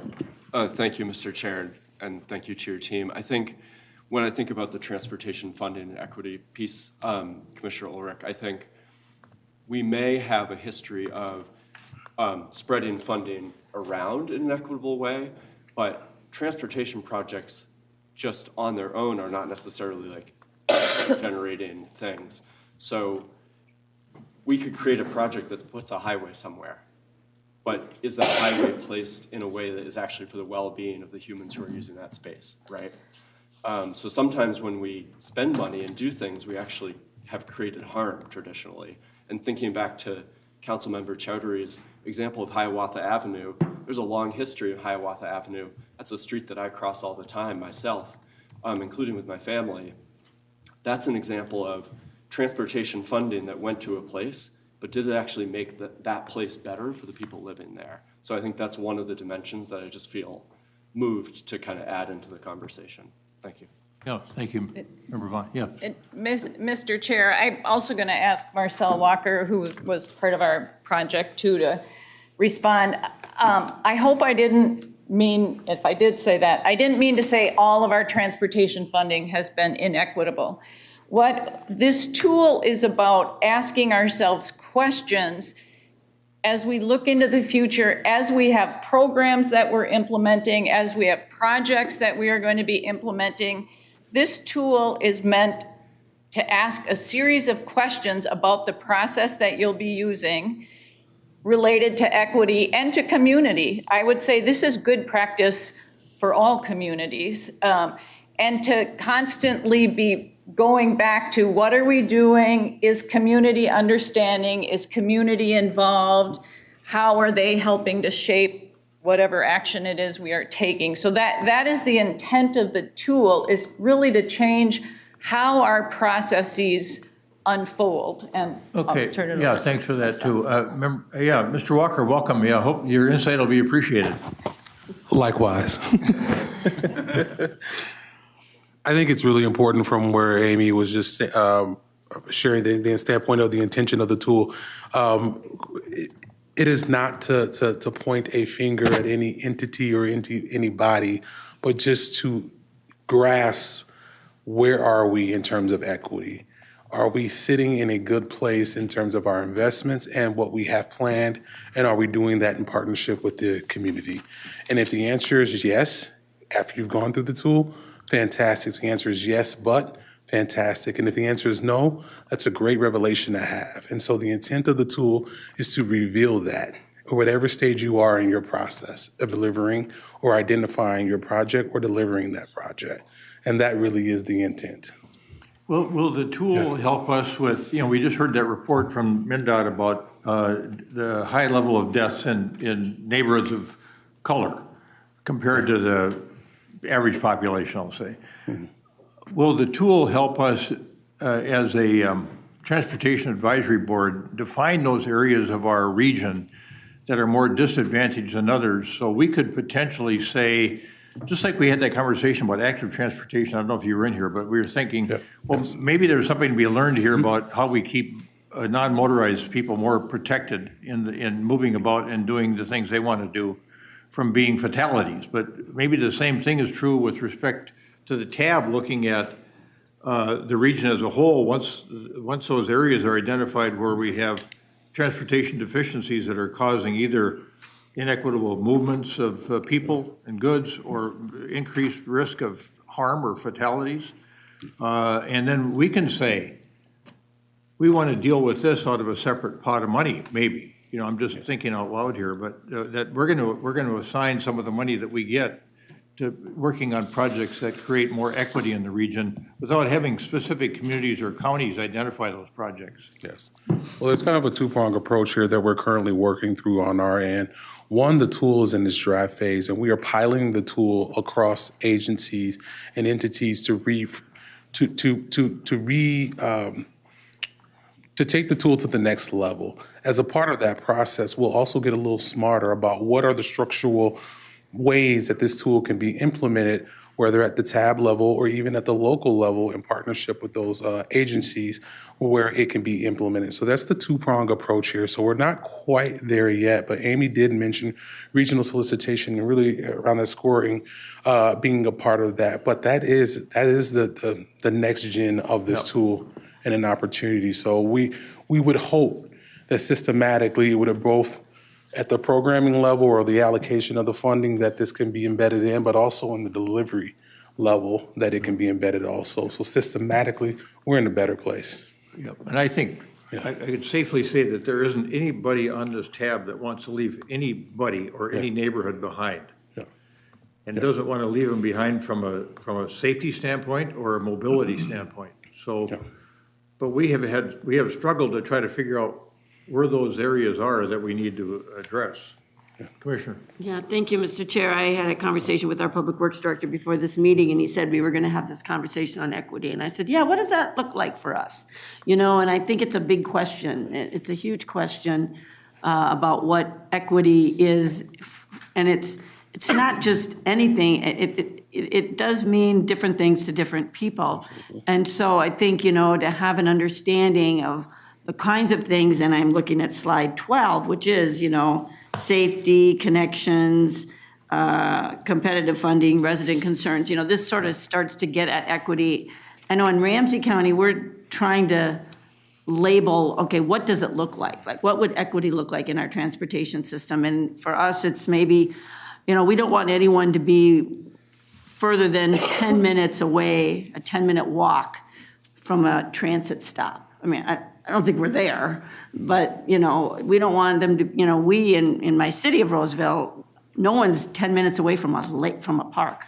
I mean, they have so many parks that no one's 10 minutes away. So I know we think about this, but like for transit and mobility, we want them to have access to, we want them to be mobile. So what does equity look like? It means that because certain areas have more access than others. And so for us, equity is going to mean that we have we try to provide that for everyone. So I don't know, but I think it's a really big conversation. I was going to ask you, what are some of those outcomes, or what does it look like for some of these plans and frameworks, and it might help us. But I appreciate Commissioner Ulrich's question about, we want to be equitable, we strive for it, but what does that mean and what does it look like? Well, as I was Mr. Walker. Just to respond to that, and I'll hand it back over to my colleagues here, but I think it's really important that grace and a little bit of love and mercy be given to all involved. This is an emerging and still ever-evolving area as communities are better even understanding what has been done and what are their lived experiences and collectively coming together. This is an opportunity for many hands make for a light load moment here for us. And so let's, the tool is refreshing in this way, that it calls for everybody to come together. And that's what it takes in terms of coming into your community and defining what is equitable. Agencies have the data. They have, in some cases, even programming and dollars and ideas and understanding of asset management and so much more. But coupled with the community, that's where you get a more equitable outcome. So the tool calls for that at each phase. And so even in your case of identifying what is equity and what are those measures, that's a great question for a committee to sit around with, mixed in with community. And let's talk about that. We have some ideas. What are yours? And the tool guides you that way at all phases. And I didn't want to be, I think that's right. I think that's what this tool gets me thinking about. Absolutely. So I thank you for the tool. Yeah. Right, I agree. Thank you all Thank you for the opportunity. I'll hand it back. Other comments. Stand by. Yeah, Member Martinson, then Member Foster, and then Member Johnson. Thank you, Chair. I want to thank the committee for the work on this pilot study that you've been doing. Nice work, well done. Clearly, you got a ways to go yet, right? It's a draft, but you have a tool. Yeah. And I'm very happy to hear Amy's suggestion that at some point in the hopefully not too distant future, that we can be using this as a requirement of those who are applying for the regional solicitation funding, because having a tool is one thing, but tools that sit on the shelf don't help us. So getting it used and getting it used in the right context and at the right point in the process, which is early on, I think is going to be very, very helpful. So, and I wanted to speak to this. So since the chair brought up the issue of safety, and since Member Ulrich has raised the question about whether or not we've been spending money equitably, I would point back to the prior presentation, where we see 9 times more fatal and injury pedestrian crashes per square mile in areas where residents are Black, Indigenous, and people of color, versus those that are majority white areas. That tells us our transportation system is not equitable, no matter how we've been geographically distributing the dollars in this body for however many years. So that raises, and it ties back to an issue that I would, and I don't want to give this as a criticism, and I will say, I am fully aware of the irony of what I'm about to say as a wealthy, well-educated white man. So the equity groups that are included here are absolutely appropriate. However, there is a group that I would argue is systematically a non-protected group that has been in existence for a long time, specifically with respect to our transportation system. That is people who are pedestrians or bikers or who roll in the public right-of-way outside of motor vehicles. This group has been systematically shut out of consideration by NHTSA at the federal level, by state agencies at the state levels, and by bodies like this who have not given due consideration to the safety considerations of those people who are using the public right-of-way in the transportation systems, whether that be because they got to walk to that low-wage job, they got to bike to that low-wage job, they're walking to catch the bus, right? So that group is also a protected group that should be considered, I think, in terms of at least some of this. But that's not to say anything that you've done is bad. It's just to say I would expand the lens just that much to say, and the fact is, intersectionally, that group overlaps a ton, right, with a bunch of these groups that you already are talking with. And so I was looking at the tool, and I'm happy to see that one of the considerations is for households without cars. Yes. Excellent. Take that to the next step and bring it to the individual level for people who get around in the transportation system outside of their motor vehicles. So, but again, thank you for the work, and I look forward to seeing it being implemented. Thanks, Member Martinson. Member Foster, then Member Johnson. Thank you, Mr. Chair. I have not been on TAB for 25 years. I don't know the distribution of our funding, but I would bet that it is not equitable. But one thing that I want to keep coming back to, Amy, earlier when you were going over the charts, you were on slide, it's the one, I can't see the numbers on my screen. It has the Met Council's racial equity framework, and there's the reparative section. When you described it, you said seek restorative remedies on scale with the level of negative impact. There's been so much negative impact done to communities of color, low-income community. Like, we can look at 94.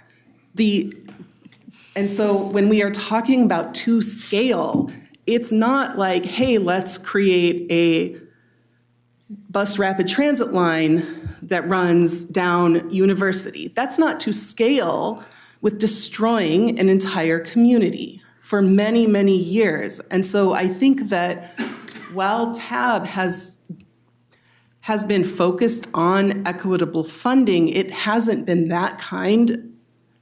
I'm so sorry, I can't find my words. It hasn't been to the point of actually addressing the harms that have been done.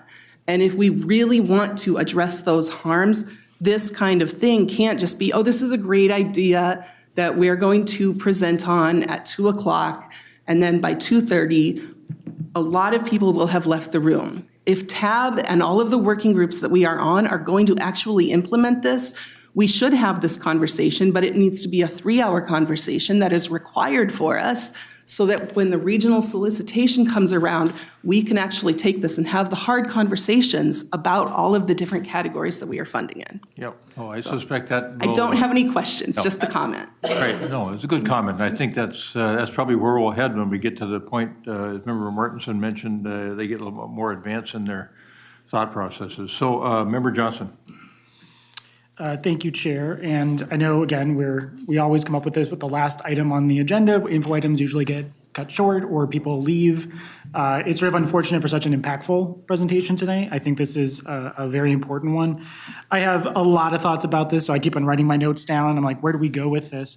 So I guess a couple that I just wanted to highlight would be, I watched a lot about the Blue Line extension with municipal consent, with neighbors, being involved in that. And there were pieces that really struck me about it. One, I'm not a resident of North Minneapolis, but I do represent North Minneapolis here on TAB. I'm a white man who, again, I go to North Minneapolis, I don't live there. And there was this piece about, just this, I think fear is probably the best word I would use from people in North saying, well, we're excited about investment in the neighborhood, but we're also terrified about what this means for my livelihood. Or am I able to live in my community still after this Blue Line extension comes through? And for a lot of other communities like that kind of just existential question doesn't come up.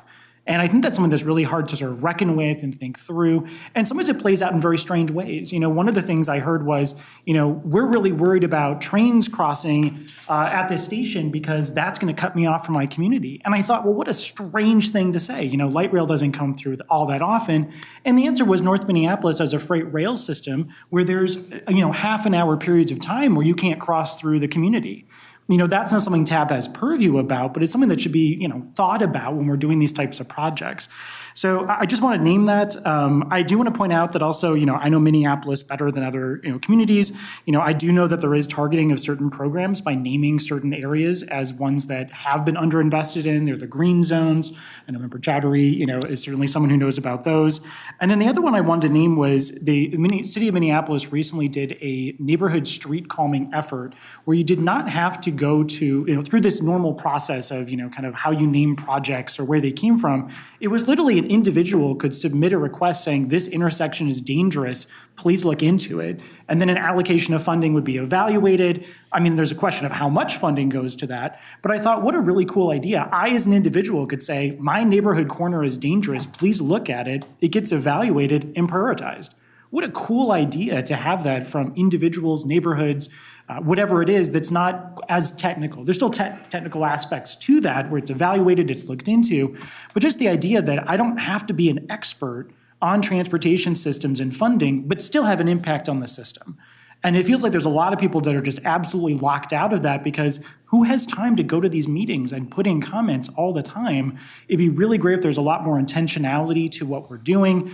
There's some aspects that TAB, I think, should be on the forefront of. I think that's an opportunity for us to really think about how can we set a good example? How can we put the right incentives in place that equity is embedded in all these projects? Because I think probably bringing it back to the comment that started this off, and again, thank you for saying, I think this really has sparked a good conversation. It's tough to measure equity. We don't really have a good definition that we're using in transportation spaces. And I think it's an opportunity for TAB to think about how do we set up these incentives and do it well. Yeah, thank you, Member Johnson.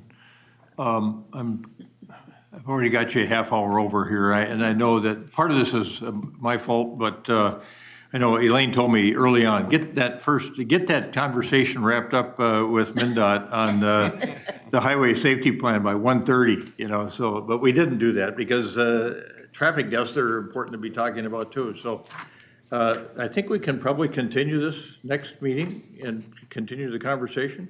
Mr. Chair and members, we certainly can come back. I'll need to check with our team members here, whether it's the next meeting or possibly December. Possibly December. There's a lot of conversation that needs to be had on this subject. And then maybe just as importantly, we know there's a lot of work to be done. This was one piece. We developed a tool. We're going to be doing a lot of training on that. We have follow-up projects, some of which, one, our highway harms and impacts study, which is really looking at the scale of harm and how to think about harm and how to think about mitigating harm. We just signed the contract on that this week. We'll be kicking that project off. We have other funded projects that we're kicking off in 2025. So this area of work, there's a lot, as I said, to be done, and we're going to be doing it over the next few years. Yeah. Okay. Well, maybe that is enough for now.